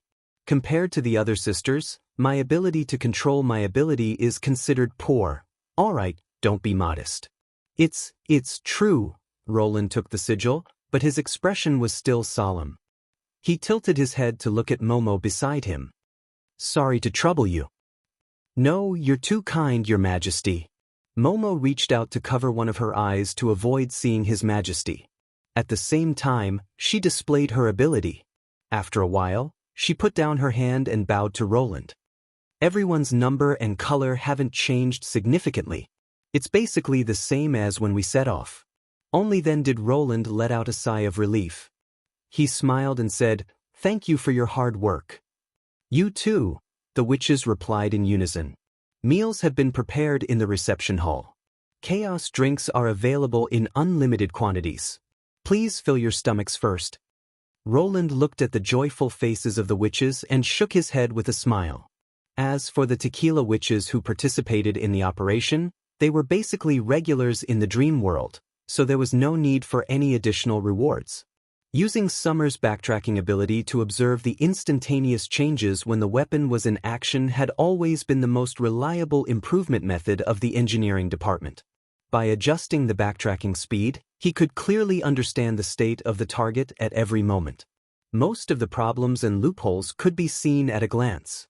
However, as mentioned before, the glory of the sun was different from other weapons, especially the dirty bomb that had yet to fully activate. There would be a lot of materials that emitted fatal radiation left in the area. If one were to enter rashly, they would undoubtedly suffer from a large amount of radiation damage. For this reason, Roland did not hesitate to put the first tractor prototype into the project and modified it into a radiation-proof vehicle. Its left, right, rear, and bottom were wrapped with multiple layers of lead plates, sandwiched in the middle with gold foil and beryllium sheets. The overall thickness was up to 10 centimeters, making it highly shielded against photons, electrons, and neutron jets. Only the steam engine powered by the magic cube could handle the structural weight of the comprehensive protection. In addition, the car was equipped with oxygen and was almost completely isolated from the outside world, preventing the risk of radioactive dust entering the car through the ventilation channel. In order to observe the scene of the explosion, a huge lead-containing glass was installed in front of the car. The thickness of the glass was an astonishing 30 centimeters. Considering that entering and exiting the explosion test field might cause contaminants to stick to the tracks and armor, he specifically requested that once the personnel were sent out of the most dangerous core area, they should immediately change vehicles and abandon the former in the snow. It could be said that Roland had used all the safety measures he could think of, but even so, it was still difficult for him to relax. Fortunately, the final result showed that the observation operation was a complete success. After getting the first-hand information from the crime scene, Roland immediately started researching with Anna and Celine. Using the sigil of time to replay the scene that had been slowed down hundreds of times, the flaws of the number 1 principal device gradually surfaced. "Our explosives are too weak," Anna said in a low voice. "I can also see that the impact of the explosion didn't seem to be transmitted to the gun barrel." Celine nodded her main tentacle. "Can we use batch detonation to solve this problem?" "I'm afraid there's not much hope in a short time." Roland rubbed his tired eyes. After watching the explosion live for 2 days in a row, he felt that the whole world was only left with blue and white colors. Although he had expected the problem of explosives, he did not expect it to be so obvious. Currently, Neverwinter had been mass-producing double-base smokeless gunpowder. Although it was not as powerful as RDX and other high explosives in terms of energy and explosive speed, it was enough for the army. Even if it was not powerful enough, it could be made up with quantity. However, when it was put into the principal device, the problem was revealed. More than 1,000 kilograms of explosives was definitely not a point on the blueprint. When stacked, it was as big as a safe. In order to transmit the explosive energy to the uranium, Roland specially made a funnel-like lens, hoping to concentrate the impact force as much as possible. There was no problem with this idea, but before the detonation reached this step, there was already a problem. Because the total volume of the explosives was too large, and every point was detonated at the same time, the shock waves produced by the explosives in front and behind offset each other. This could be clearly seen from the slow-motion playback. The colliding shock waves caused the entire steel lens and even the outer shell to be severely deformed, which meant that a large amount of energy acted on the outside of the gun barrel. Naturally, the energy used to move the uranium was much less. Then, there was a chain reaction. The lack of pressure in the gun barrel caused the fission to stop quickly. Most of the uranium was vaporized at high temperature, which indirectly weakened the effect of the neutron source. "We can only find another way," Roland said with his hands spread out. Without electronic explosion control technology, it was almost impossible to ignite all the explosives in 1,000th of a second and cause the shock waves to overlap. Even if they replaced it with high explosives, it would only improve but not eliminate this problem. He could ask the Ministry of Chemical Industry to try to develop low-speed explosives and place them in front of the lens to minimize the impact between the explosives as much as possible. However, this process would probably require a lot of experiments, and it was hard to say whether it would succeed or not. Now, the most reliable way was obviously to make up for the shortcomings of the detonation technology through the configuration design. "It seems that I have to work overtime tonight," he said weakly as he stretched. "I'll be with you," Anna said with a smile. "How about a Blackfire massage as a reward?" "I suddenly feel full of energy." Roland was refreshed. "Is there any other reward?" "Like what?" "Let me think." "Oh, how about the one I mentioned last time? Is this also the knowledge I learned from the dream world?"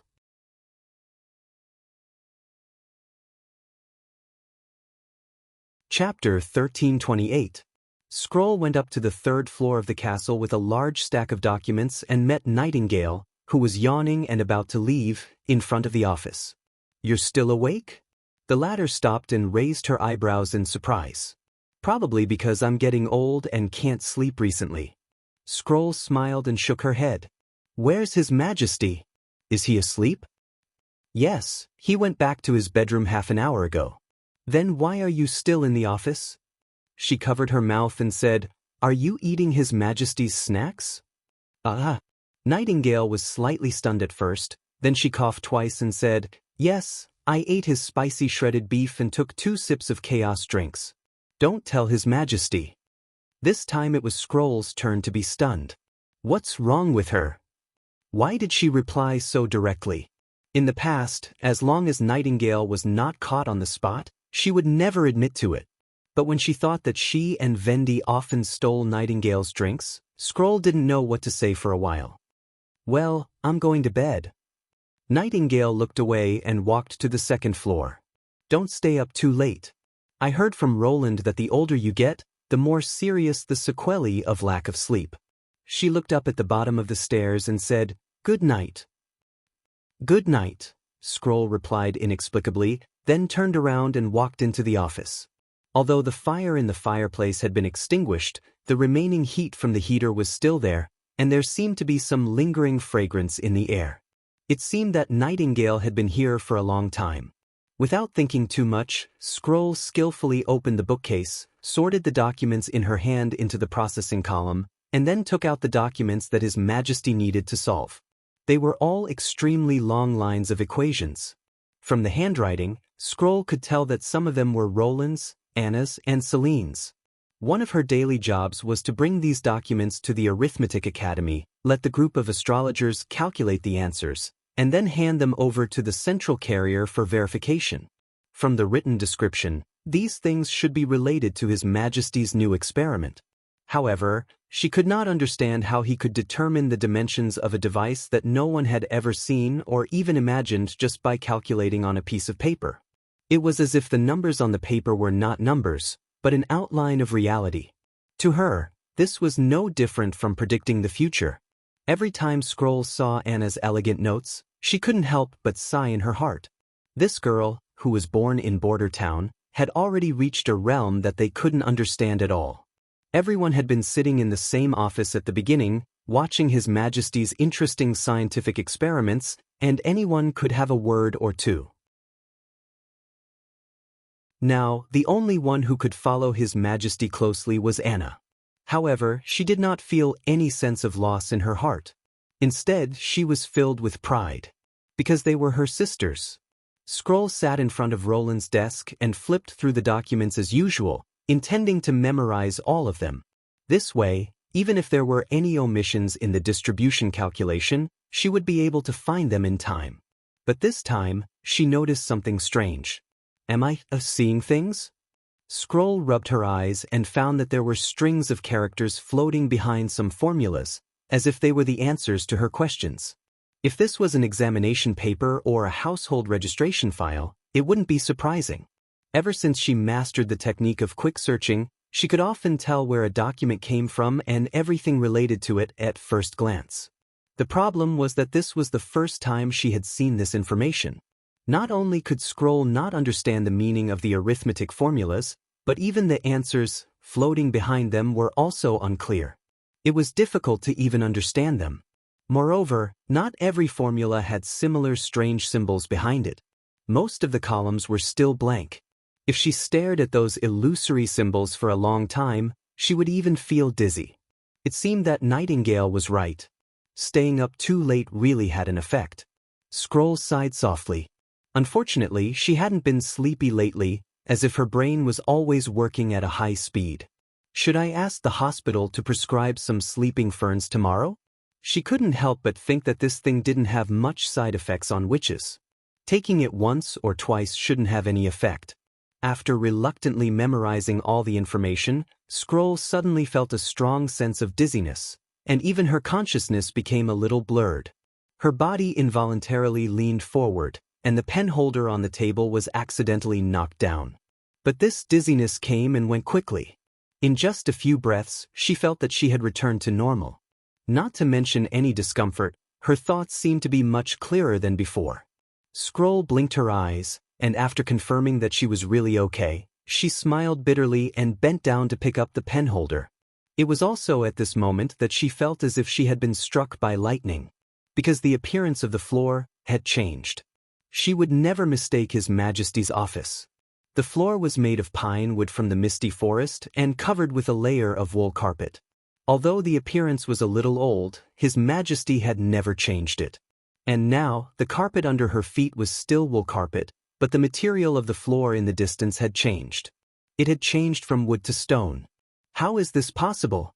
Scroll cautiously raised her head, and her heart continued to sink.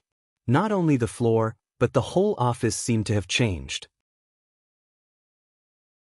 The recliner that Nightingale usually sat on had disappeared without a trace, and in its place was a row of old iron filing cabinets. At first glance, it looked a little like the archives in the administrative office. But I should have been in the castle before. That's right, the French windows. That was His Majesty's favorite decoration, and also a characteristic of the office. As long as you looked out, you could see the city of Neverwinter under the curtain of the night. Scroll suddenly turned around and pulled open the velvet curtains behind her. What she saw was only a gray brick wall. Without a doubt, this was no longer His Majesty's office that she was familiar with. She stood up in a panic, rushed to the wall, and knocked twice. The wall did not move at all. From the steady echo, she could tell that it was obviously not an illusion, but a real entity. Scroll felt a trace of despair. Anyone who was suddenly transferred to a completely closed and unfamiliar place would probably feel a strong sense of helplessness and vulnerability. No. She took a deep breath and forced herself to calm down. It was not accurate to say that it was completely closed. In the corner between two rows of filing cabinets, there was an inconspicuous iron door. It was almost the same color as the cabinets, and if one did not look carefully, it would be easy to miss it. It seemed to be the only exit in the room. Where would the iron door lead to? Was it a trap or another wall waiting for her outside? Scroll resisted thinking about these questions, and slowly held the door handle. Click! The iron door opened with a click. A ray of golden sunlight shone into the room, and then the silence was broken. Countless sounds rushed in along with the cold air. There were noisy conversations, beeping whistles, and endless footsteps. In front of her, countless people were hurrying along with their heads down. Occasionally, some of them would glance at her, and their faces revealed a little bit of amazement. And behind this group of people, there were huge, mountain-like buildings rising one after another, occupying Scroll's entire field of vision.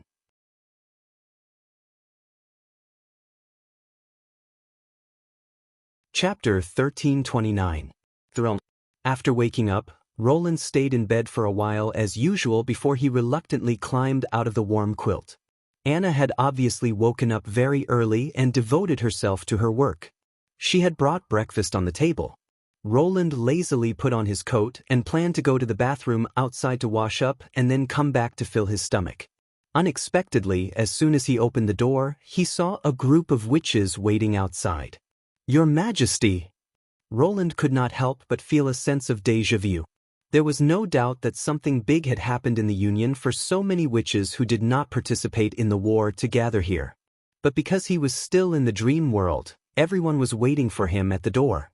Thinking that it was the winter of the months of demons, Nightingale and the others looked excited. He asked subconsciously, "Did someone evolve on the day of adulthood?" "It's Scroll. She's promoted to a transcendent." Nightingale replied excitedly. Following the group of chattering witches into the office, Roland saw the transcendent that everyone was talking about. Phyllis and Anna were also there. The three of them surrounded a stack of documents and seemed to be discussing something. Just by looking at Scroll's peaceful expression, he almost thought that the one who had advanced was one of the cheerful witches in front of him instead of the calm and steady teacher of the Union. "So, what's going on now?" he asked curiously. "Is Scroll really?" The three witches also noticed his arrival. Phyllis took the lead and said, "Your Majesty, I've repeatedly confirmed this with the stone of measuring. Her Excellency Scroll is probably the first non-combat transcendent in history. All the characteristics of her magic power are obviously different from before. Although this kind of improvement mostly varies from person to person and there are no specific examples for reference, according to the convention of the Union, she is indeed qualified to be called a transcendent." "Don't call me Your Excellency." Scroll smiled and shook her head. "That won't do," Phyllis said seriously. "In the era of the Union, you might be a candidate for the three chiefs." "I'm already very impolite." "You also said that it was the era of the Union," Scroll interrupted. "In the which Union, everyone was a sister. Also, I prefer this kind of casual name." "All right, let's put these things aside for now," Anna interrupted. "Now that Roland is here, let's talk about Scroll's ability first. I thought you had already gone to the North Slope Laboratory." Roland smiled at her. The latter also winked slyly. "That was my original plan, but Scroll's ability is a little special, so I had to change the itinerary." "Special?" "Yes," Anna said word by word. She saw the dream world. After listening to Scroll's story, Roland's eyes widened in surprise. "How did you come back in the end?" "When I saw those magnificent city buildings, I suddenly thought of the dream world you described, and then I unconsciously felt a lot more at ease." Scroll slowly said, "After that, I returned to the hut where I first appeared, and tried to concentrate and imagine myself leaving this secret room. When I opened my eyes again, I found that I had indeed returned to the castle office." "But I'm so jealous. Is that really the dream world? I also want to see it." The girls who were listening by the side could not contain their excitement, and as soon as Scroll's voice fell, they all began to shout.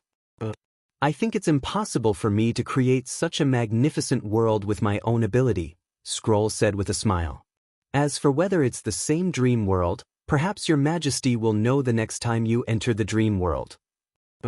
"I'm afraid it has nothing to do with ability," Roland muttered. "It has nothing to do with ability?" Phyllis said in surprise. "But Lady Scroll's magic power has indeed condensed. Advancement is only a prerequisite." Nightmare Lord Valkyrie's words echoed in his mind. When a person's understanding of magic power reaches a certain level, they will leave traces in the realm of mind, and even open up their own unique domain. This also coincided with what Lon had said. "Scroll, can you enter that sealed room again now?" "But you're not asleep." Scroll was stunned. "It's okay, just do as I say." Roland thought for a while. "If it works, try to open the iron door again. But no matter what you see, don't step out of the room, not even with your hands. Do you understand?" "I understand." Scroll took a deep breath, sat back behind the desk, and closed her eyes. "Do you think she's—" Phyllis obviously also noticed his intention. She was also present when he met with Valkyries. "It's very likely." Roland nodded slightly. About a quarter of an hour later, Scroll opened her eyes again and revealed a look of surprise. "Your Majesty, behind the door has become a red void." As expected, he had a basic understanding of the whole situation. That is the realm of mind, and also the true appearance of the origin of magic. And the small room you saw at first glance is your own unique domain in the realm of mind. Mystery Moon was puzzled. But didn't you say that the realm of mind is the crimson moon in the sky? They're just different expressions of the same thing. In fact, the realm of mind is in the bottomless land in the north of the continent. Roland briefly recounted the experience of the senior lord entering the dream world, being imprisoned, and being discovered by him, except for the information about Lon. This domain doesn't need to rely on the dream world to exist. It just happens to be within the range of the light beam of the key, so it's connected to the dream world. Wow! The group of witches let out a cry of surprise. I want to open a domain too. Mystery Moon clenched her fists. Come on, didn't you hear His Majesty say that apart from personal knowledge, it also has a lot to do with ability? Lily glanced at her. In other words, even if you read all the books written by His Majesty, whether you can succeed or not still depends on your looks. I think it's very difficult. Traitor. Roland looked at Scroll and exhorted. Although you can communicate with the realm of mind, try to open it within the light beam of the key and connect it with the dream world. That place is full of all kinds of dangers. If it's in the dream world, at least the gods punishment witches and I can protect you. For example, the hostile gods and the oracles who brought corruption. Even if Scroll was promoted to a transcendent, her combat ability was still close to 0. Once she encountered an enemy, the danger was self-evident. Yes. Scroll was slightly dazed, and then revealed a gentle expression. She lowered her head and bowed. I understand. Then it's time to properly test this unique new ability, Roland said with a smile. Bookseller's website.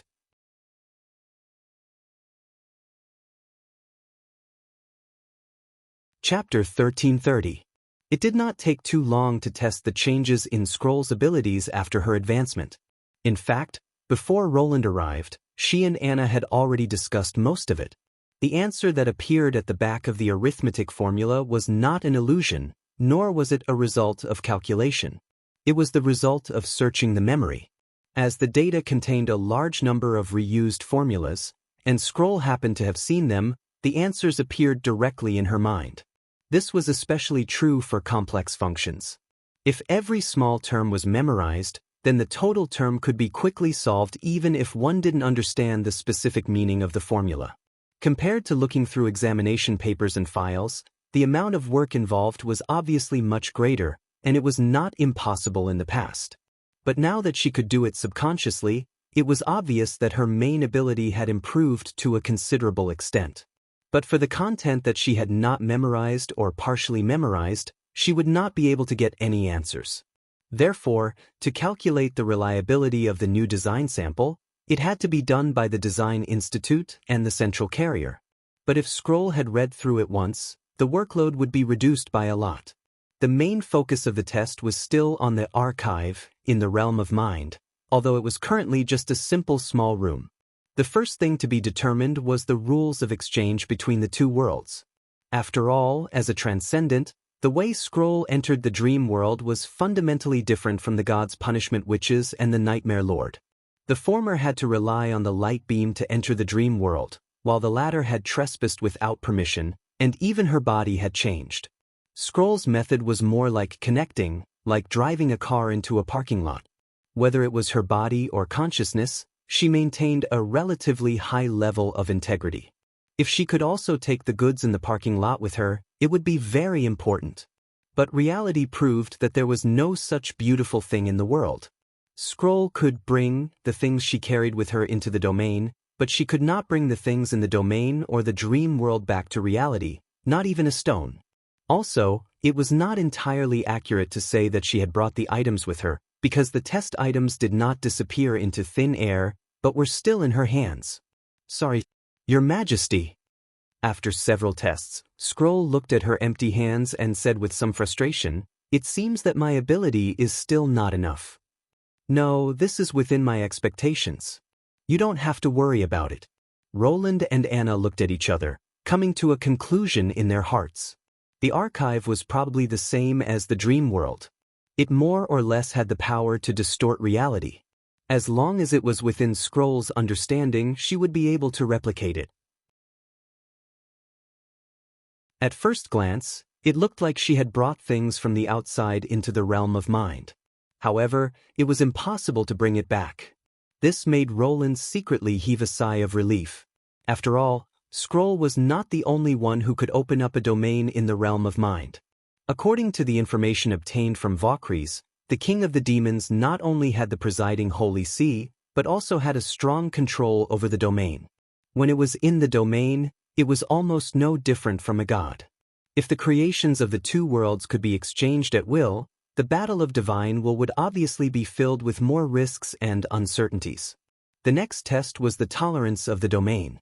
Ever since his conversation with Lon, he had guessed that the dream world was also a domain of the realm of mind, just that it was a little exaggerated. Although he could not summon the wind and rain in the dream world like the Demon King, the commonalities of domains should be universal, such as accepting consciousness. After Scroll's advancement, the light beam key expanded to about 1 meter. Although it was still a distance from the requirements of the Chosen One, she was already the fourth witch in Neverwinter, only inferior to Roland, Leaf, and Evelyn. And this range of the light beam could accommodate 4 gods' punishment witches standing side by side. If the ancient witches entered the dream world because their light beams happened to be covered by the dream world's light beam, could they enter the archive in the same way? The result of the test greatly excited Roland.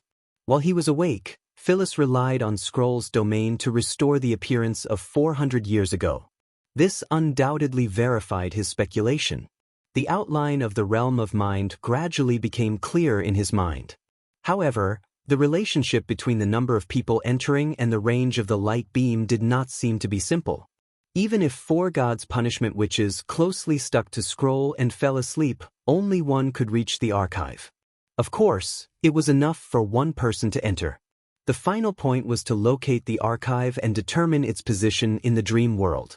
If the high-rise building that Scroll saw was really a scene in the dream world, then she and Roland would definitely meet in the realm of mind. Just as the test was about to begin, Anna stopped Scroll. "Your Highness, ever since I met Roland, I've never been envious of anyone, because I feel that this is the biggest gift in my life," she said slowly. "Even after knowing that the gods' punishment witches can enter the dream world, they have suffered too much, and the dream world is more like a kind of compensation for them. But now I'm really envious of you." She did not hide these words from the other witches, but said them in front of everyone, causing a commotion in the crowd. "Wow, why do I feel a little hot?" Mystery Moon hurriedly covered her face, but deliberately opened her fingers slightly, revealing 2 slits. "Be quiet, don't interrupt." Lily glared at her fiercely. "Anna." Roland could not help but say. Anna smiled at him and then looked at Scroll. "So I have a request." Scroll said softly, "Please say it, Your Highness, as long as it's within my power." In the past, when he told me about the dream world, he only described it verbally, without any pictures. "Can you replace my eyes and take a picture of the apartment he lives in, the places he often lives, and the scenery of that world for me to see?" Anna said seriously, "If you record the picture in the Book of Magic, I should be able to see it, right?" "Of course, leave it to me." "Wow," Mystery Moon suddenly shouted, "I want to see it too. It's best if you can take a picture of the whole city." "Shut up." However, before Lily could stop her, the other witches also clamored. "Can you take a picture of the legendary plane that can carry hundreds of people? I want to see what a square that can accommodate tens of thousands of people looks like." Me too, me too." Seeing that her sisters had surrounded Scroll and Anna, Lily stamped her feet and squeezed into the crowd. Nightingale sighed softly in the mist. This was probably why Anna was ahead of her. She could not help but smile bitterly. She clearly believed that her feelings for Scroll were no less than Anna's, but probably only Anna could say such words in front of so many people. Her courage was as bright as a jewel. With great difficulty, Scroll wrote down everyone's requests one by one and finally lay down on the soft chair in the office. Roland directly leaned against the mahogany table, intending to fall asleep like he did during his lunch break. Apart from the 2 of them, Phyllis, Ling and Faldy were also ready. Roland's gaze swept across the crowd and finally fell on Anna, who nodded gently at him. "Then let the 10th test begin."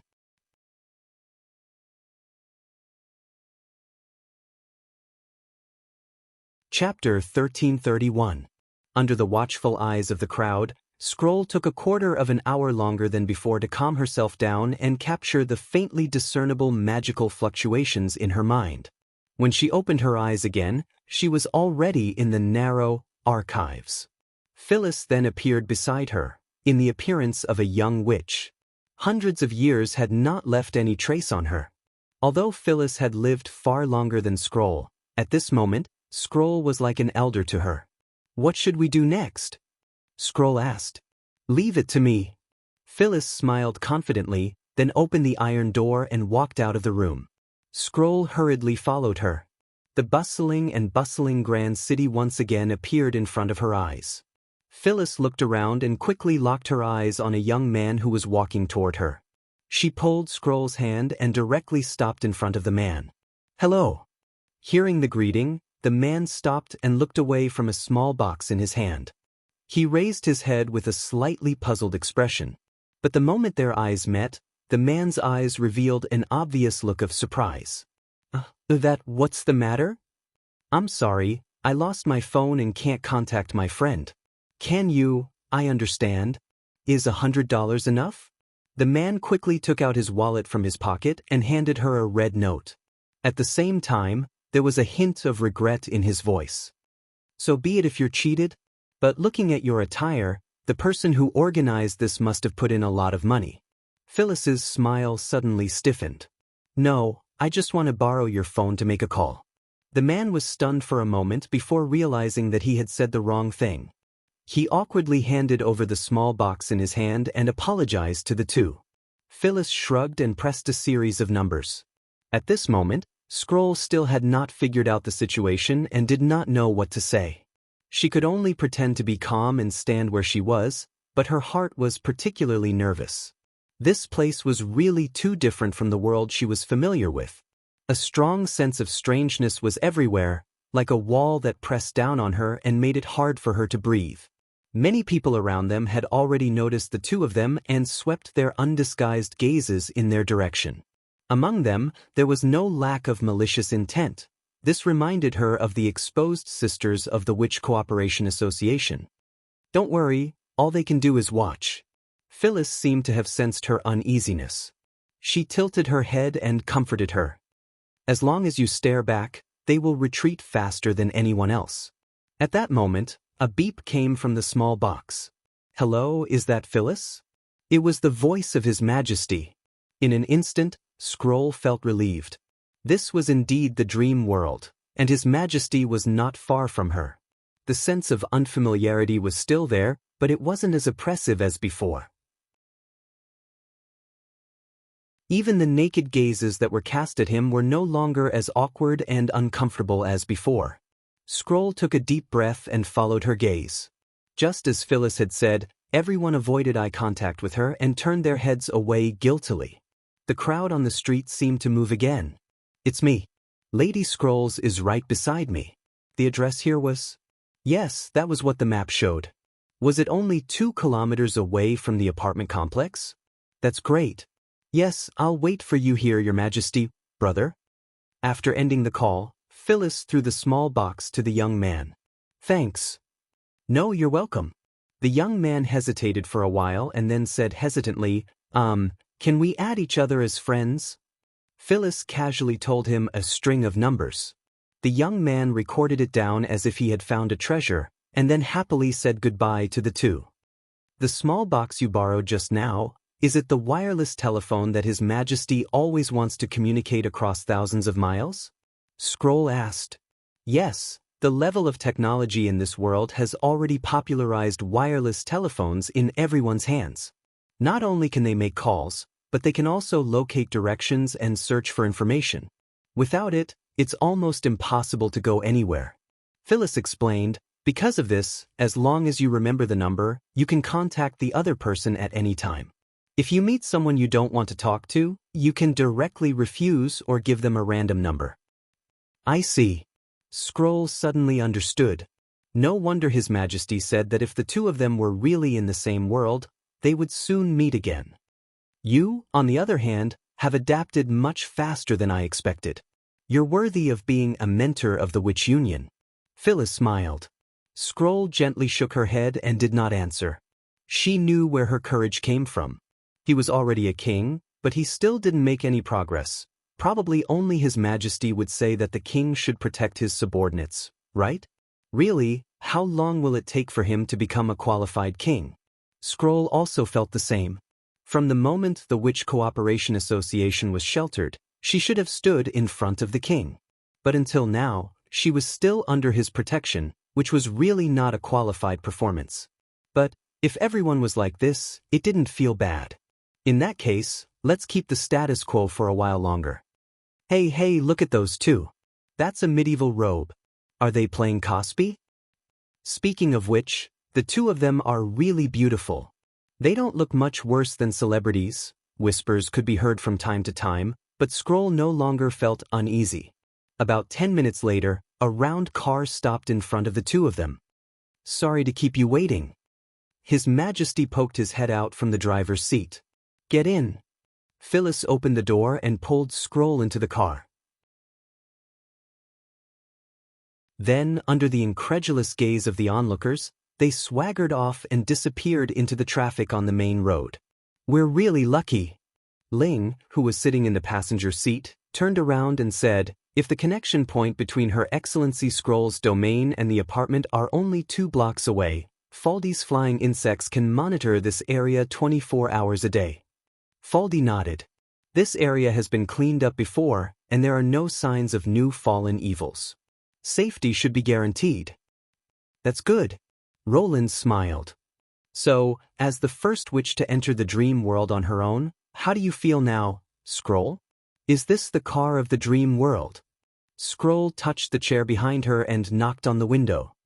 The seat is even softer than a sofa, and it's so quiet and fast. It's so much better than a steam-powered truck. It would be great if we could also build such a high-end vehicle. For some reason, she suddenly felt that Roland's smile was a little stiff, and the other 3 gods' punishment witches also pursed their lips, as if they were enduring something. Did I say something wrong? No, this day will come sooner or later. Roland cleared his throat. By the way, Your Majesty, where are we going? Scroll looked at the changing scenery outside the window and said, aren't you going to test the realm of consciousness? We can talk about that later. Haven't you noticed that the two of you are too eye-catching in your current clothes? Roland said without turning his head. Phyllis's clothes are in the car. You can change them later, but there's nothing suitable for you at the moment. Therefore, the most important task today is naturally to change your traveling clothes.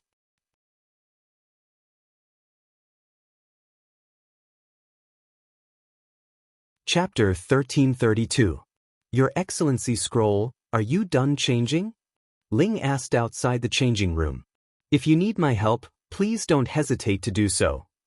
No, it's fine. It will be done soon. Scroll's slightly nervous voice came from behind the partition. Roland could not help but raise his eyebrows. This was the first time he had seen Scroll reveal such an unstable mood. In the past, she was always calm and steady in everything she did. This also made him look forward to Scroll's appearance after she changed into a new set of clothes. Whoosh! The partition was pulled open and Scroll carefully walked out of the changing room. Is this okay? Roland's eyes suddenly lit up. Scroll was wearing a slim, dark blue turtleneck sweater, which perfectly displayed the contours of her upper body. On the outside, she was wearing a black and red half-length robe.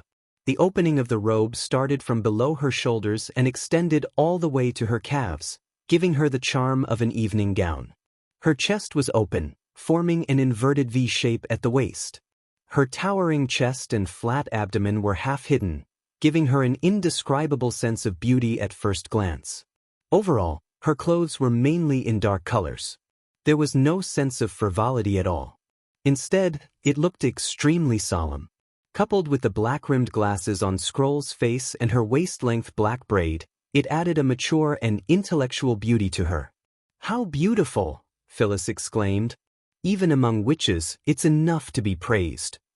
I told you I made the right choice. Ling's tone was rather proud.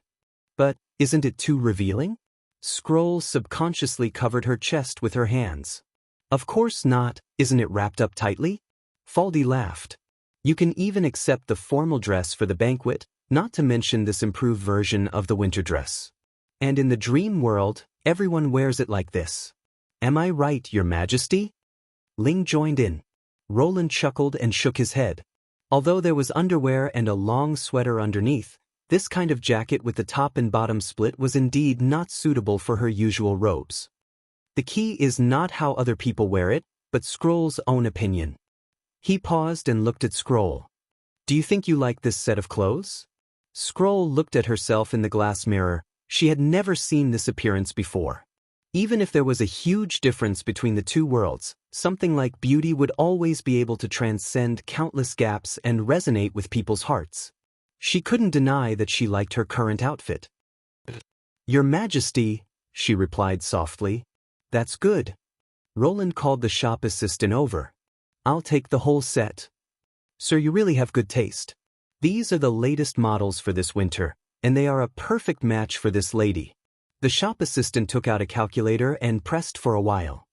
A total of 24,000 yuan. Please pay over here. Ah. Roland held his breath for a moment. That was almost a third of the price of a minivan. However, since he had already boasted, it was too late to back out now. He tilted his head to look at Ling. How did you choose your clothes?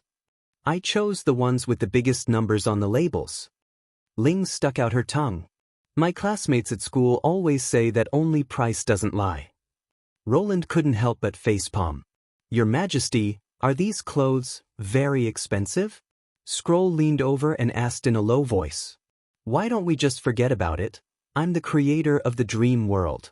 How can I be stumped by money? It's a piece of cake. He pretended to be indifferent and bought the clothes. Next, let's have dinner on the second floor of the mall. The three gods' punishment witches cheered in unison. Your Majesty, what about the test? Don't worry. Roland waved his hand. Time passes faster here, so it won't take long. Besides, it's your first time in the dream world. Of course, you should enjoy yourself first. Tell me what you want to eat later. Anyway, I've already paid for it. It won't cost me much to eat later. I might as well let everyone be happy, he thought. Scroll looked at the four people who were in high spirits and shook her head helplessly. I understand. By the time they walked out of the bustling mall, everyone was already burping from eating. Under Roland's lead, the group of people swept through almost all the restaurants in the city, and when they saw something good, they would order it. From the piping hot crab roe buns to the ice cream mixed with nuts, every single dish was incomparably delicious to Scroll. Although some of the food could be found in Neverwinter, compared to here, it was like comparing His Majesty's small car to a steam truck. Even though she tried her best to control herself, she could only maintain a good table manners. This kind of world is really good. Scroll murmured as she strolled along the spacious street and gazed at the deep night sky. Even though all the stars were covered, the city was still brightly lit. Street lamps illuminated the streets, and snowflakes danced under the soft lights, like fairies decorating the night sky. The city is bright and beautiful, and everyone's face is brimming with smiles. It looks like a dream. Will we be able to build a reality like this one day? Of course, as long as we have enough knowledge. Roland said as he walked with his hands behind his back. This is also the biggest difference between the two sides. Border Town can be transformed into Neverwinter through knowledge, so Neverwinter can also become the dream world one day. And the key to starting this process is right in front of you. In front of me? Scroll was startled. That's right. Roland raised the corner of his mouth. The reason why he brought Scroll here was not just to shop. After crossing the road, the group stood in front of a beautiful building. There was a golden plaque hanging on the main entrance, on which the words, Municipal Library, were written. Scroll could not help but exclaim as they entered the library. The spacious hall was the size of the central square of Neverwinter, and it led straight to the top of the building, which was more than 10 meters high, like a transparent patio. The escalators in the surroundings moved people up and down, while the 5 levels of corridors surrounded the hall in layers. Countless bookshelves were lined up in a row, and every bookshelf was filled with books. Obviously, all the books in Grey Castle, or even all the books in the Four Kingdoms combined, could not compare to the collection here. Scroll involuntarily put her hand on her chest. She obviously understood why His Majesty brought her here. This is a place you will definitely come to in the future. Roland smiled. Bring the key to that world for me.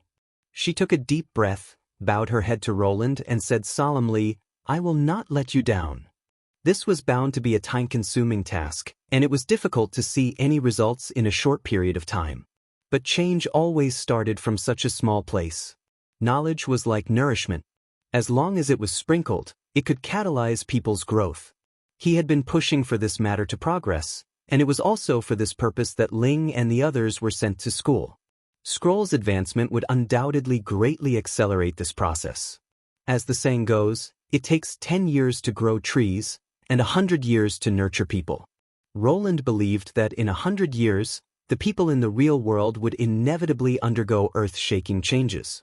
Whether they were people without magic or witches with witches. At that time, they would use their own hands to create a brand new dream world.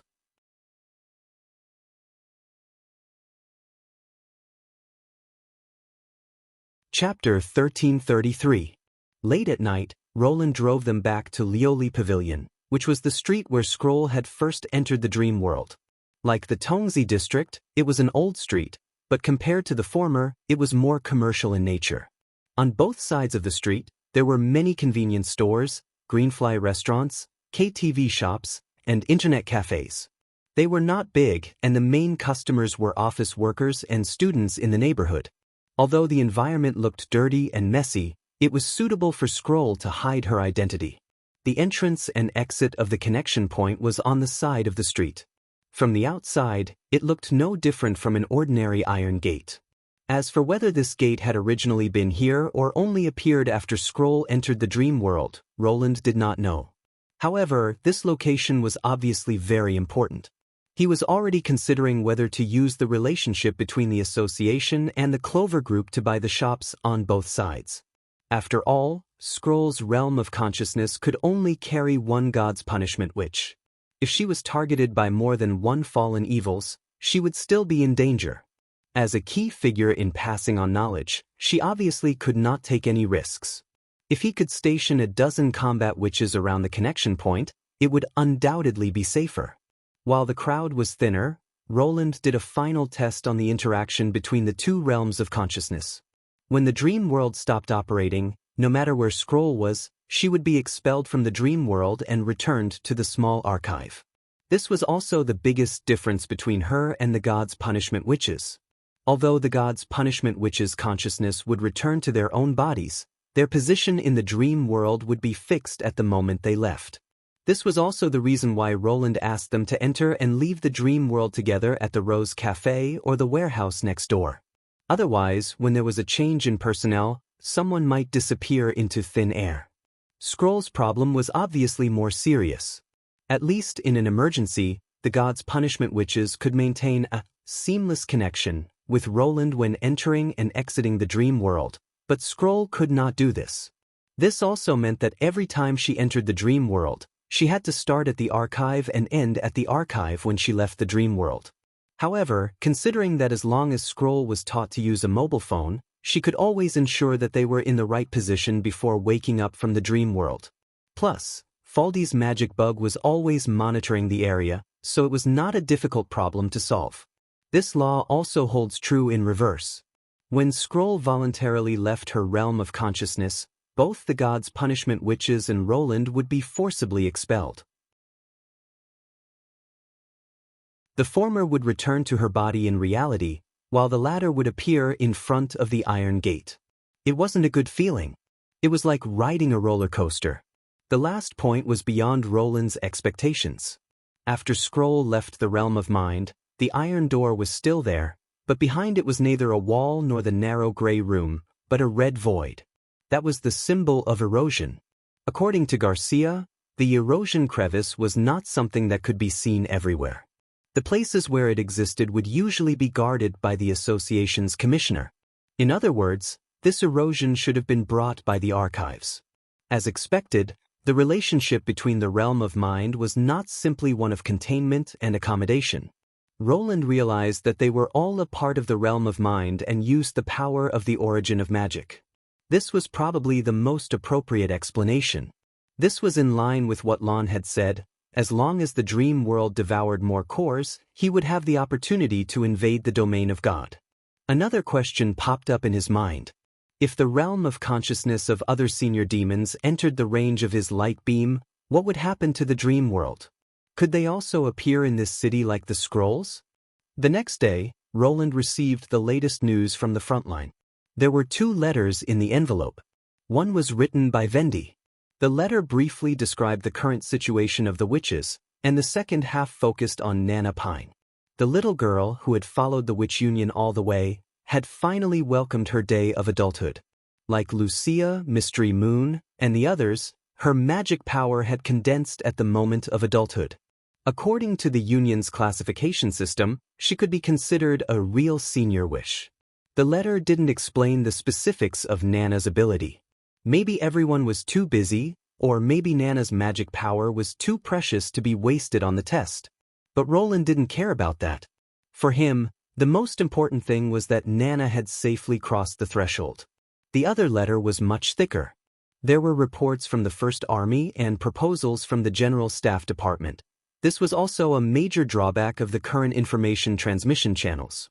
In order to save transportation resources, the front line would often wait until a certain number of things needed to be reported before sending it back to Neverwinter. Therefore, even though it was the same letter, some of the contents would differ by a few days or even half a month. Flipping to the end, Roland suddenly frowned. What happened? Nightingale, who was guarding at the side, asked. The demons launched an all-out attack on the First Army, he said in a low voice, just a week ago. Gust Castle, Kingdom of Wolfheart. The shrill alarm rang through the city again. This was the 3rd time since sunrise.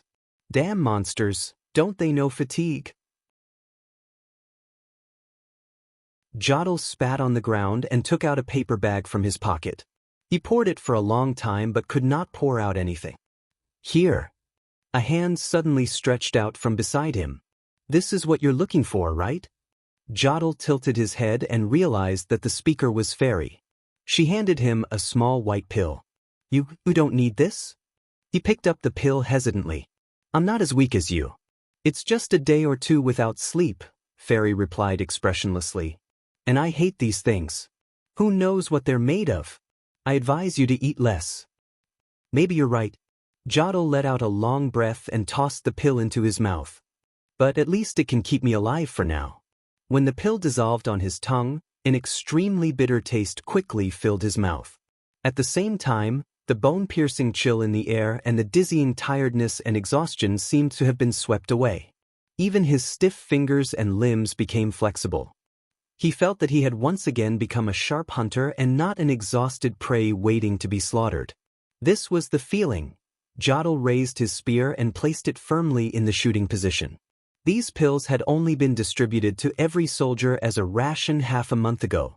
Its official name was Delaying Agent, but everyone preferred to call it Tumbling Pill. Just one pill could completely block out the body's pain, and it would only explode after a few hours. Although some of the Sand Nation people were quite resistant to this drug at first, and even associated it with the legendary Pill of Madness, such voices soon disappeared. The reason was that the First Army did not force the use of Delaying Agent. Furthermore, the characteristics of the side effects were clearly stated on the packaging, and it was forbidden to take it continuously. This was completely different from the rumors Jodl had heard about Princess Tartara. Other than the Sand Nation troops, the Northerners also received the Delaying Agent. Even the officers were no exception. This also dispelled most people's suspicions. Some people even said that the medicine could have been made fragrant and sweet, but to prevent people from eating it like a snack, they added a bitter taste. And when the demons started their frenzied attack, this white pill instantly won the trust of all the soldiers. Facing the enemy's attacks from dawn to dusk, Jodl could not imagine how he could last dozens of hours in this kind of high-intensity battle with almost no rest without the Delaying Agent. As an experienced hunter, he naturally understood the difference between fighting in perfect condition and fighting continuously with exhaustion. As long as he did not die immediately after taking it, he could accept any serious side effects.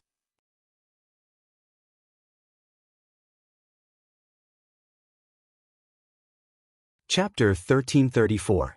On the other hand, someone like Fairy who strongly rejected the tumbler pill seemed like an anomaly. But seeing that he was in good spirits, Jottle didn't think too much about it. It was difficult to even protect oneself on the battlefield, not to mention others. It was already the 8th day since the start of the battle. 8 days ago, their defensive line was still outside Gust Castle, the crossfire of machine guns and cannons making it difficult for the demons to advance. But as time passed, traces of the enemy appeared in all directions of the defensive line.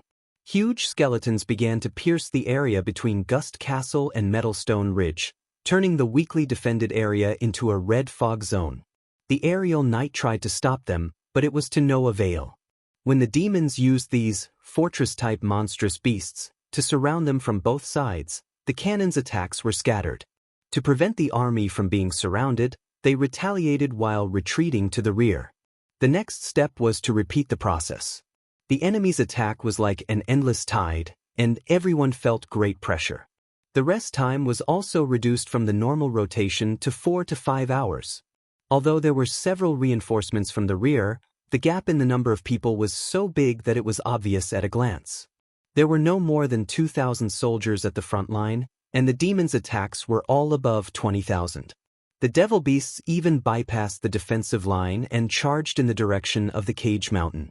Even though they couldn't understand the situation there, it was clear that the rear was not safe either. And just 3 days ago, the frontline troops received the order to retreat into the city. At the same time, the demons' attacks on the west suddenly intensified. This was undoubtedly a signal. The Metalstone Ridge to the west of the First Army had probably fallen, and now it was their turn. A day later, the enemy broke through the front line for the first time and engaged the soldiers in close combat. At this point, the battle had completely become a battle of wills. Jottle cast his gaze towards the dilapidated short wall a few hundred meters away. The outer wall of Gust Castle was now riddled with holes. The corpses of demons hung from it, and the blood that flowed out caused the wall to be dyed with a layer of eerie blue. And the distance from the short wall to the defensive line was like purgatory.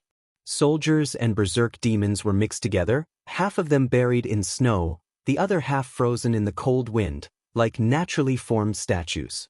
Due to the continuous attacks of the enemy, they didn't even have time to collect the dead. Bone spears and stone needles were stuck on both sides of the long street, like barbs growing out of the earth. Since not everyone could hide in the fortifications, every time it rained needles, it was a lucky draw for the soldiers hiding in the houses and trenches. One of them pierced through the wall of the room and landed less than a meter away from him. If he had been a little more biased, he would have already gone to serve the three gods. Bah! Jottle shook his head and threw these inauspicious thoughts out of his mind.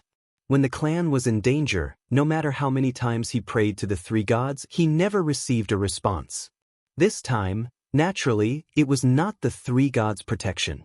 Perhaps he would eventually die in this foreign city, but before that, he would definitely make the enemy pay a painful price. The great chief had promised that he would not mistreat any clan that had fought for the fate of mankind. That was his purpose for coming here. They're here. Fairy warned. There were no sounds of cannons. The artillery position had been completely silent last night. Some said that it was a sneak attack by devil beasts, while others said that the artillery had moved ahead of time.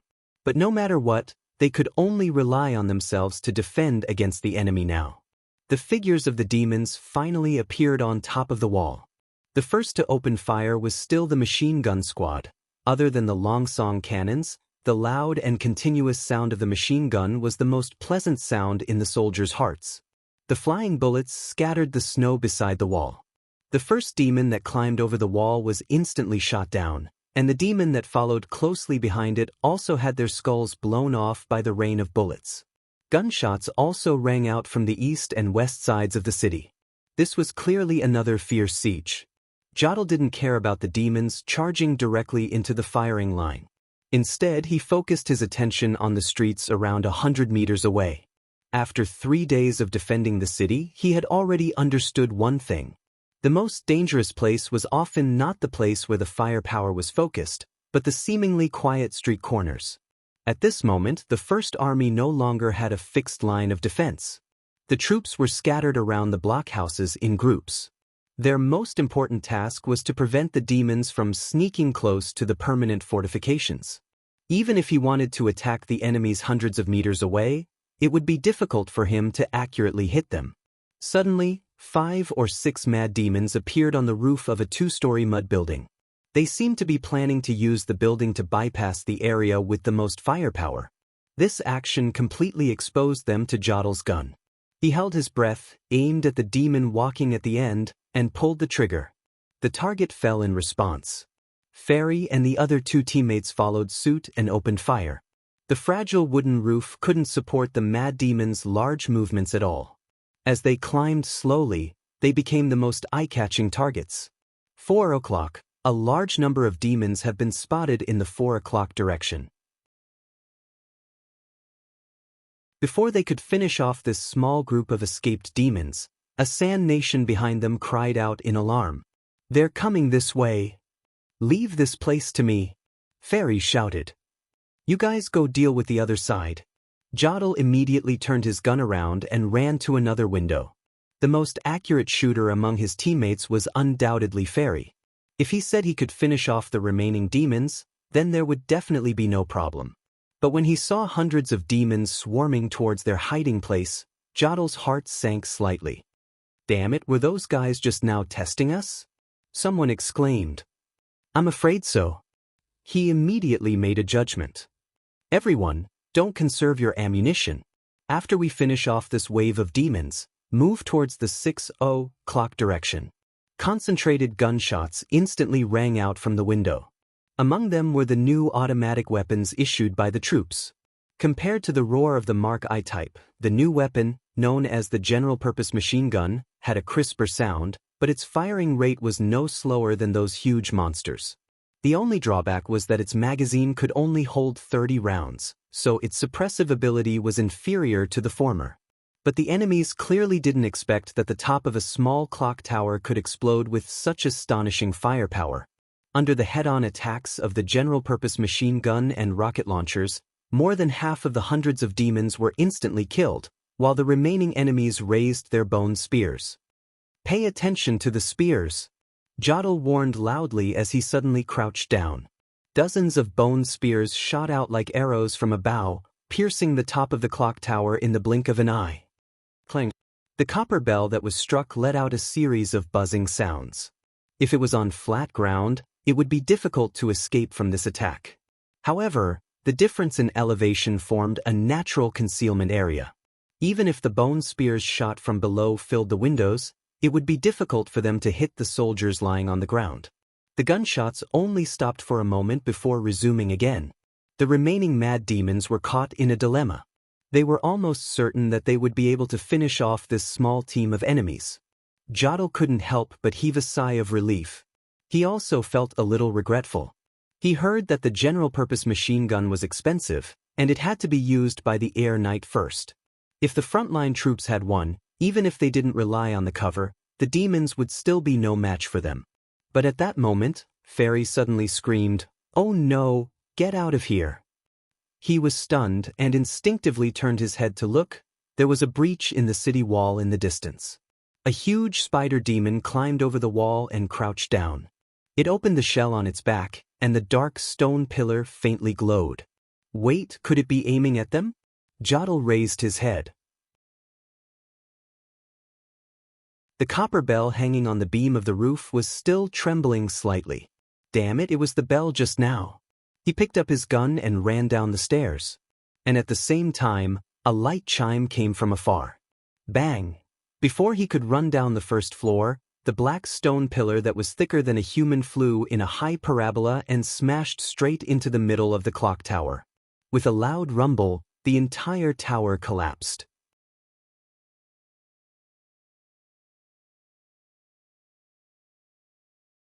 Chapter 1335. Cough, cough, cough.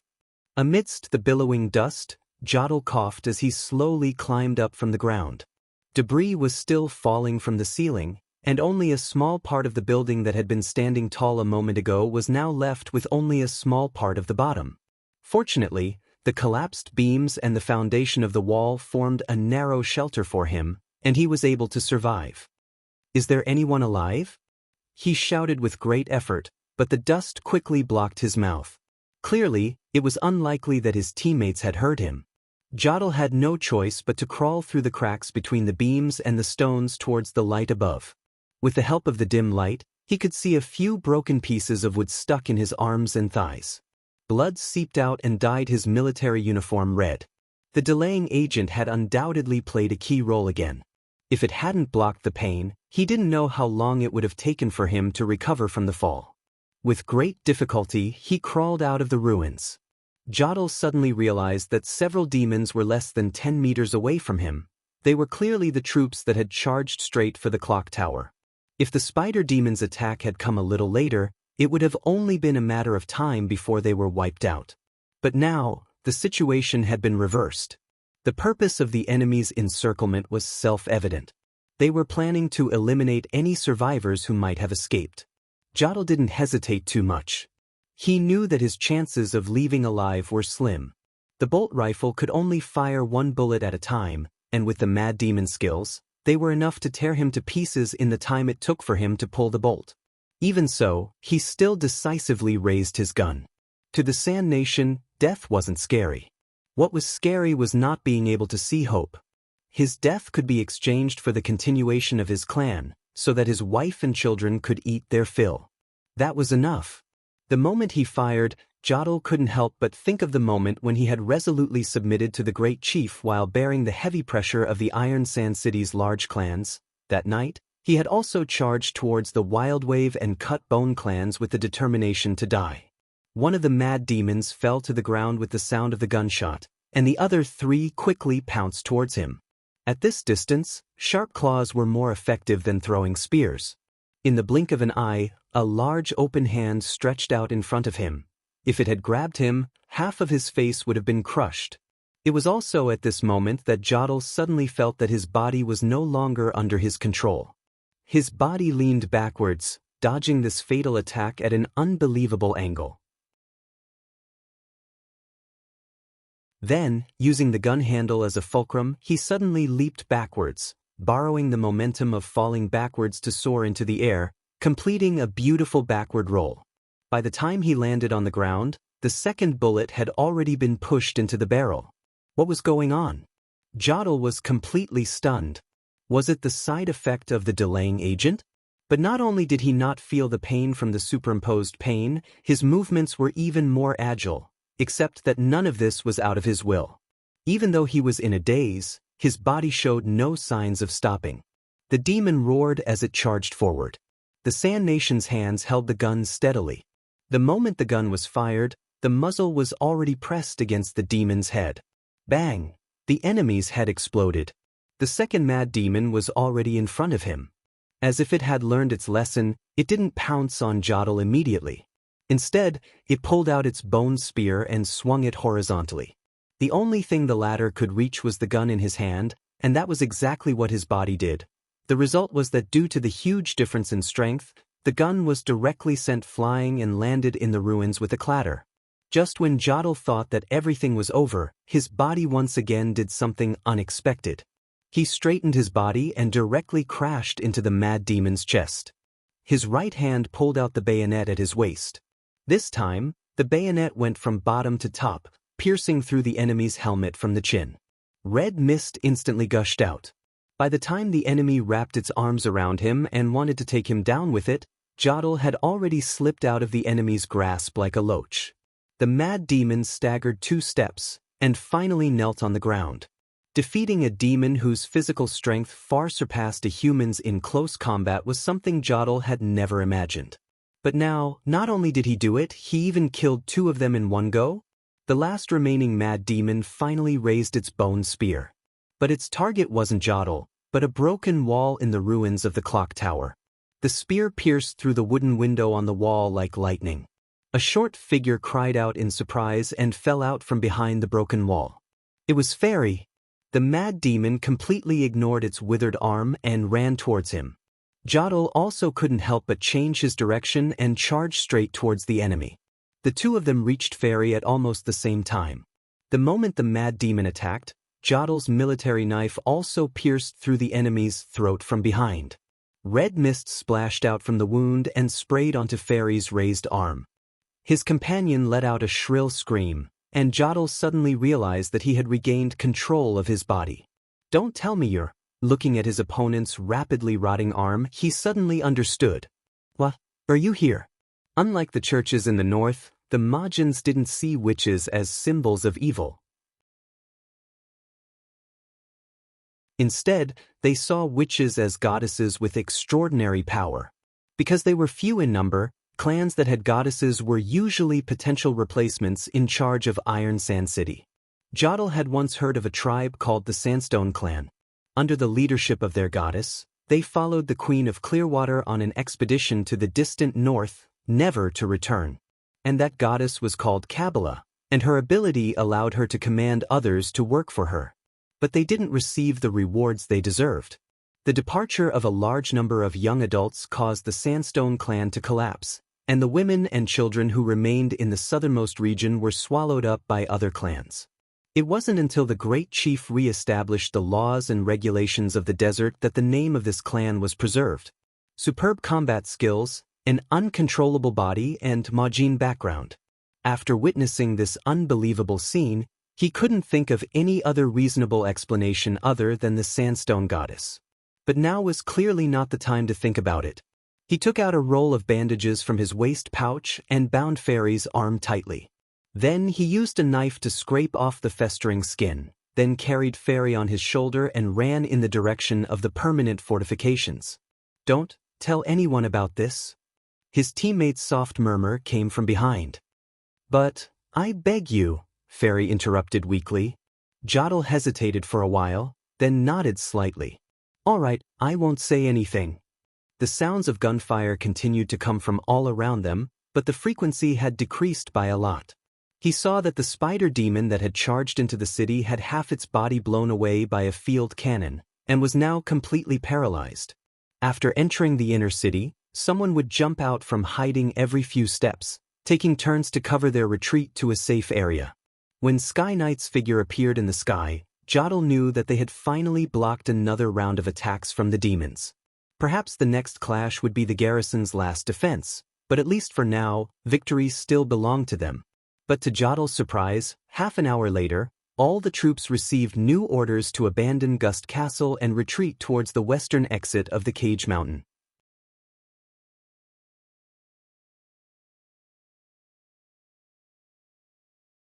Chapter 1336.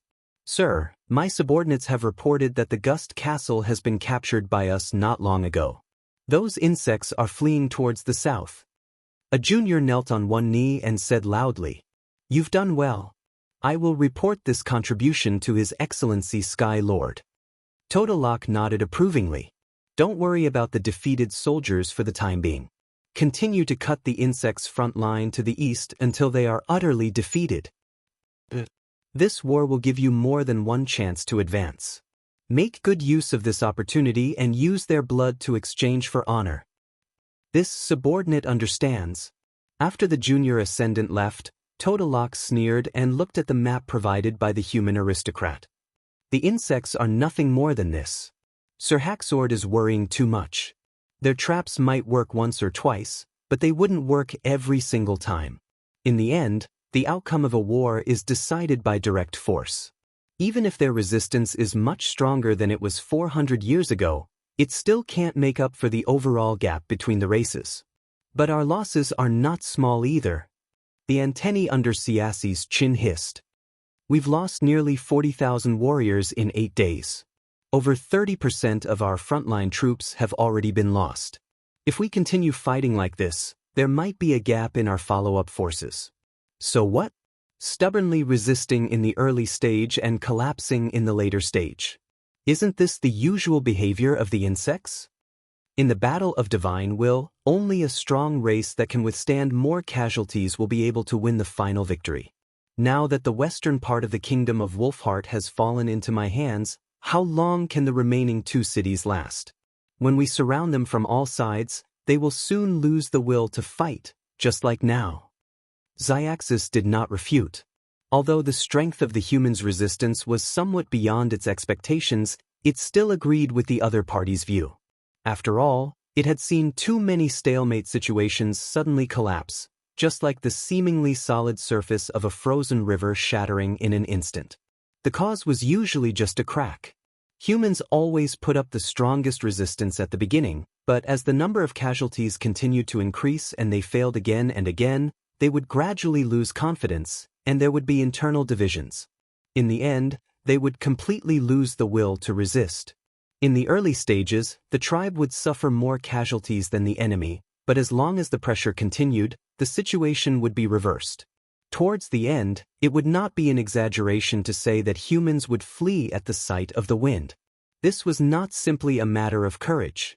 Just as Totolok had said, it stemmed from the fundamental difference between the 2 races. They needed a lot of rest, food, warm blankets, and shelter from the wind, but these were conditions that were difficult to achieve during the war. It had carefully studied humans before, and even without seeing them with its own eyes, it could imagine how terrible their current situation was. After several days of continuous attacks, using the primal demons as consumables, and with their advantage in numbers, it was impossible for the humans to get enough rest under such conditions. Their mental state was definitely on the verge of collapse. As for sufficient food and shelter, it was impossible for them to even think about it. These unfavorable conditions would continuously wear down their morale, and the news of the fall of Metalstone Ridge and Gust Castle would spread among the army sooner or later. How long could Sand City and Sedimentation Bay hold out when the 2 factors were added together? On the other hand, the race did not need these things. Regardless of whether it was food or rest, they could use the life mayflies to solve everything. The crueler the war, the more obvious this advantage was. Xyaxis agreed with Haxord, but it firmly believed that victory would ultimately belong to the race. Humans, not insects, had already done enough. I will bring the news of our victory back to Sky City. I will leave the rest of the attack to you for now, it said. Don't underestimate the other party. Strive to occupy the kingdom of Wolfheart with our current strength. At this time, we should not add too much burden to the rear.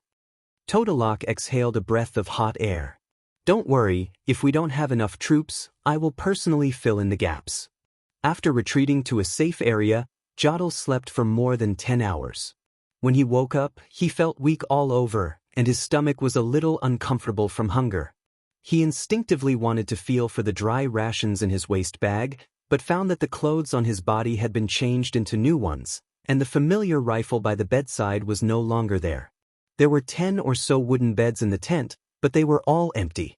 This was the Battlefield Medical Center? It was probably because he had fainted and looked too scary because of the side effects of the delaying agent, which was why he was sent here by his teammates. He wondered how Farley was doing. In order not to expose her identity, she endured the pain and damaged her wounds to the point that they were unrecognizable. Even if it wasn't life-threatening, it would probably take a long time for her to recover. Once he thought that the comrade he had been with for more than half a year was actually a goddess, Jodl felt his cheeks heat up. When he had retreated from Gust Castle, he clearly hadn't thought about this. But this bit of restlessness and apprehension was quickly dispelled by a strong sense of hunger. If he didn't quickly eat something, he suspected that he could collapse again at any time. Jodl slowly climbed up from the bed and dragged his weak body out of the tent. Unexpectedly, just as he lifted the curtain, a thick smell of meat wafted into his nostrils. The smell was so tempting, it was like a delicacy from heaven. "You're awake." A nurse quickly noticed him. "Didn't the higher-ups say that you can't take delaying agents in succession? You can't take the delaying agent in succession. If you take one more, you might not wake up. You must be starving now, I'll take you to the canteen." Following the nurse into a large tent, Jodl almost couldn't believe his eyes. He saw 7 or 8 iron buckets lined up on the long table, filled with steaming hot food, from steaks to soup, everything. Everyone lined up in a row, carrying their lunchboxes past the long table, and when the buckets were more than half full, someone would pour in new buckets. Without a doubt, these meals were all made on the spot by the logistics department. But isn't this too extravagant? As a Majin hunter who often cooperated with other small clans to hunt, he naturally knew how difficult it was to provide fresh food for a group of people, not to mention during a time of war. The First Army's frontline was clearly lacking in manpower and ammunition. How could they use their precious transportation resources on something like this? When Jodl couldn't help but ask the question in his heart, the nurse laughed lightly. These food aren't transported from Grey Castle, they come from various cities in the Kingdom of Dawn. And the ones transporting them aren't the First Army or caravans, but the people you rescued. The people we rescued? Yes. The nurse's tone was full of gentleness. Among them are escapees from the Kingdom of Everwinter and refugees from the Kingdom of Wolfheart. Some of them went to Neverwinter, while the others hoped to stay and do something to fight against the demons. These food were transported here bit by bit on their carts, or even on their shoulders. Jodl suddenly didn't know what to say. He had also carried out evacuation missions before, and to be honest, those refugees weren't very cooperative at first, and there would occasionally be conflicts between the two sides. He had privately complained about this, and thought they were hopeless idiots. But now, it was these idiots who brought them hot food. It's not just the rescued, the nurse's tone was very happy. The group of merchants from the Kingdom of Dawn is also on our side. Not only did they provide many horses, but they also voluntarily lowered the price of food, so everyone can enjoy fresh, hot food here. She raised her head and looked at Jodl with a smile. Doesn't this mean that the fact that we are fighting for the entire human race is gradually being accepted by everyone? When I think of this, I feel full of energy.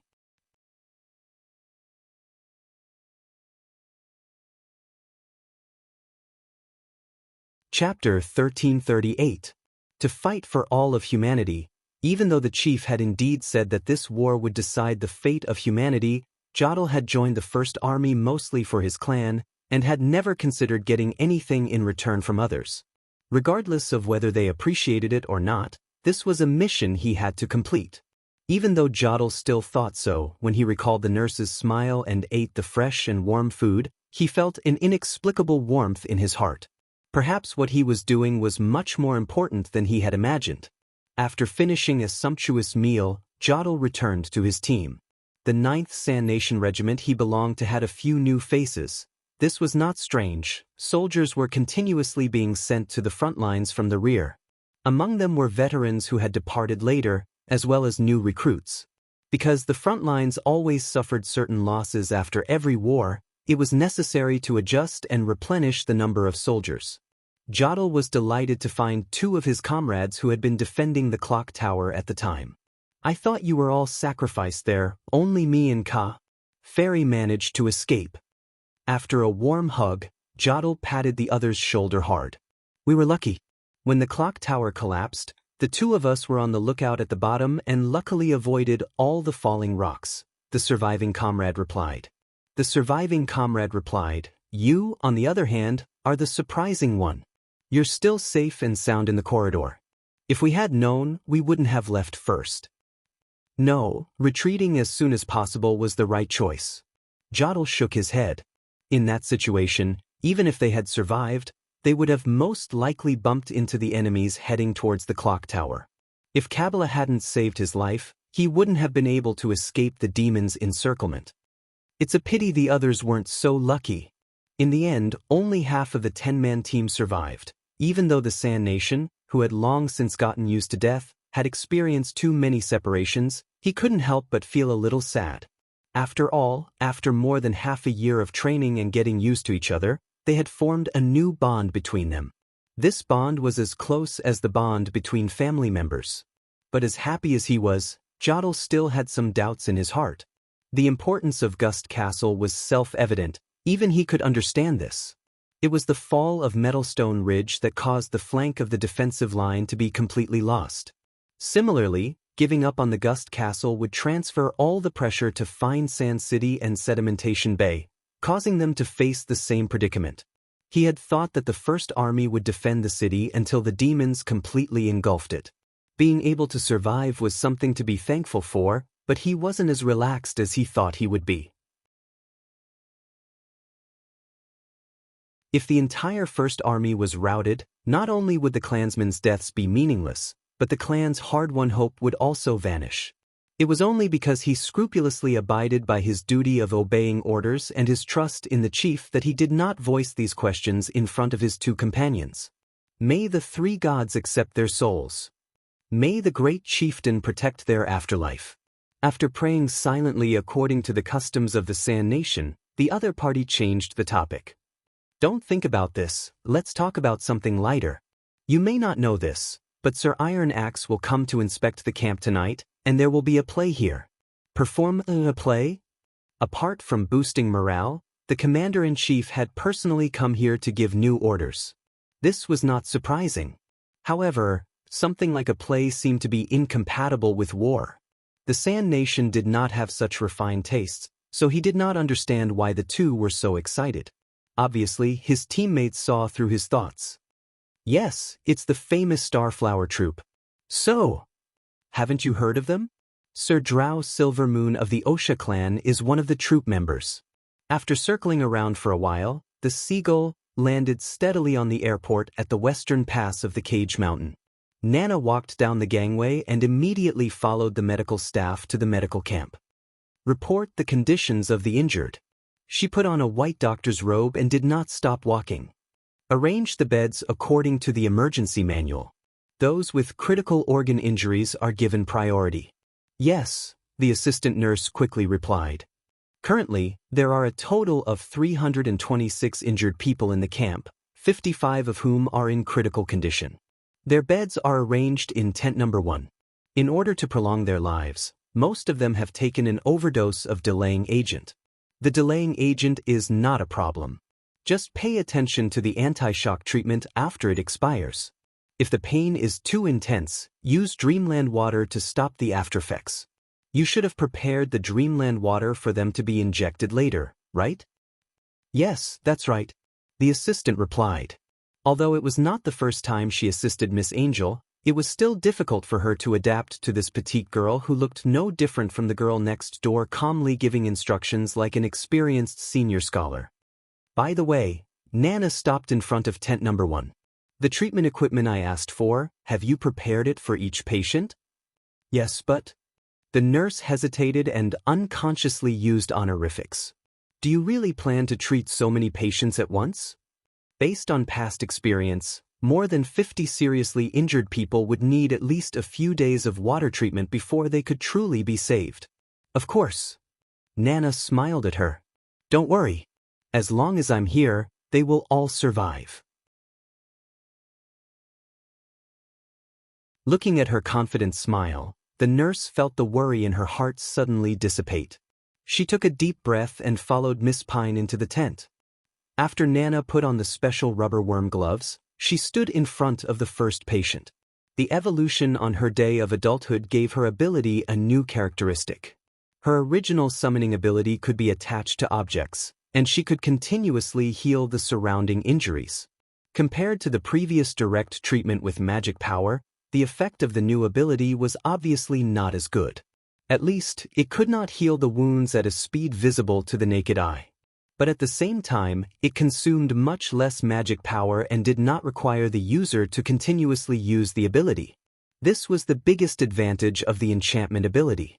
As long as the enchanted object was still there, the patient's wounds would slowly heal. This gave Nana the possibility to treat multiple patients at the same time. More importantly, it fundamentally eliminated the need for long periods of treatment and repeated damage to the patient's wounds when there was insufficient magic power in the past. After the High Awakening, she had done an experiment at the camp behind the sedimentation bay. A piece of gauze attached with her magic power could last for a few days to a week. This was enough to help the seriously injured out of danger. The only problem was that after the magic power was exhausted, the object would not disappear on its own. Instead, it would remain in the patient's body. At the same time, in order to maximize the effect of magic power, The enchanted object had to be as close to the most seriously injured part as possible. Therefore, Nana referred to the medical teaching materials in the dream world and chose the suture and gauze as the first choice. She picked up a scalpel and skillfully cut open the patient's blood-stained abdomen. She found the broken intestines pierced by the bone spear and quickly stitched them together. The thin suture made of sheep intestines could be naturally absorbed by the human body. Even after the wound was healed, there was no need to take it out. It could basically be regarded as a perfect medical material. Of course, for hard injuries such as fractures, the suture was not as effective. But this kind of injury would not be life-threatening for the time being. She could leave it to the doctors and nurses to deal with. Ever since the development of the medical system in Neverwinter, it had evolved from the initial emergency treatment to a group of independent medical staff who could perform simple treatments. Drain the blood and stitch up the wound. Yes. Set a drainage strip on the wound and monitor the change of his injury. Leave it to me. Cut off this leg first. We'll think of a way later. Understood. Under Nana Pine's instructions, the medical staff threw themselves into the intense but orderly treatment. The medical camp instantly became a new battlefield that was bustling with activity. Genius 1 second. Remember my address. Apex mobile version. You're tuning in to the Passion Pages YouTube channel. We're so grateful for your support, and don't forget to subscribe to join us on this incredible journey through captivating stories. Your generosity through donations truly makes a world of difference, as it's the primary source of revenue that allows me to expand and enhance this channel for you. Thank you from the bottom of my heart for being a part of this adventure.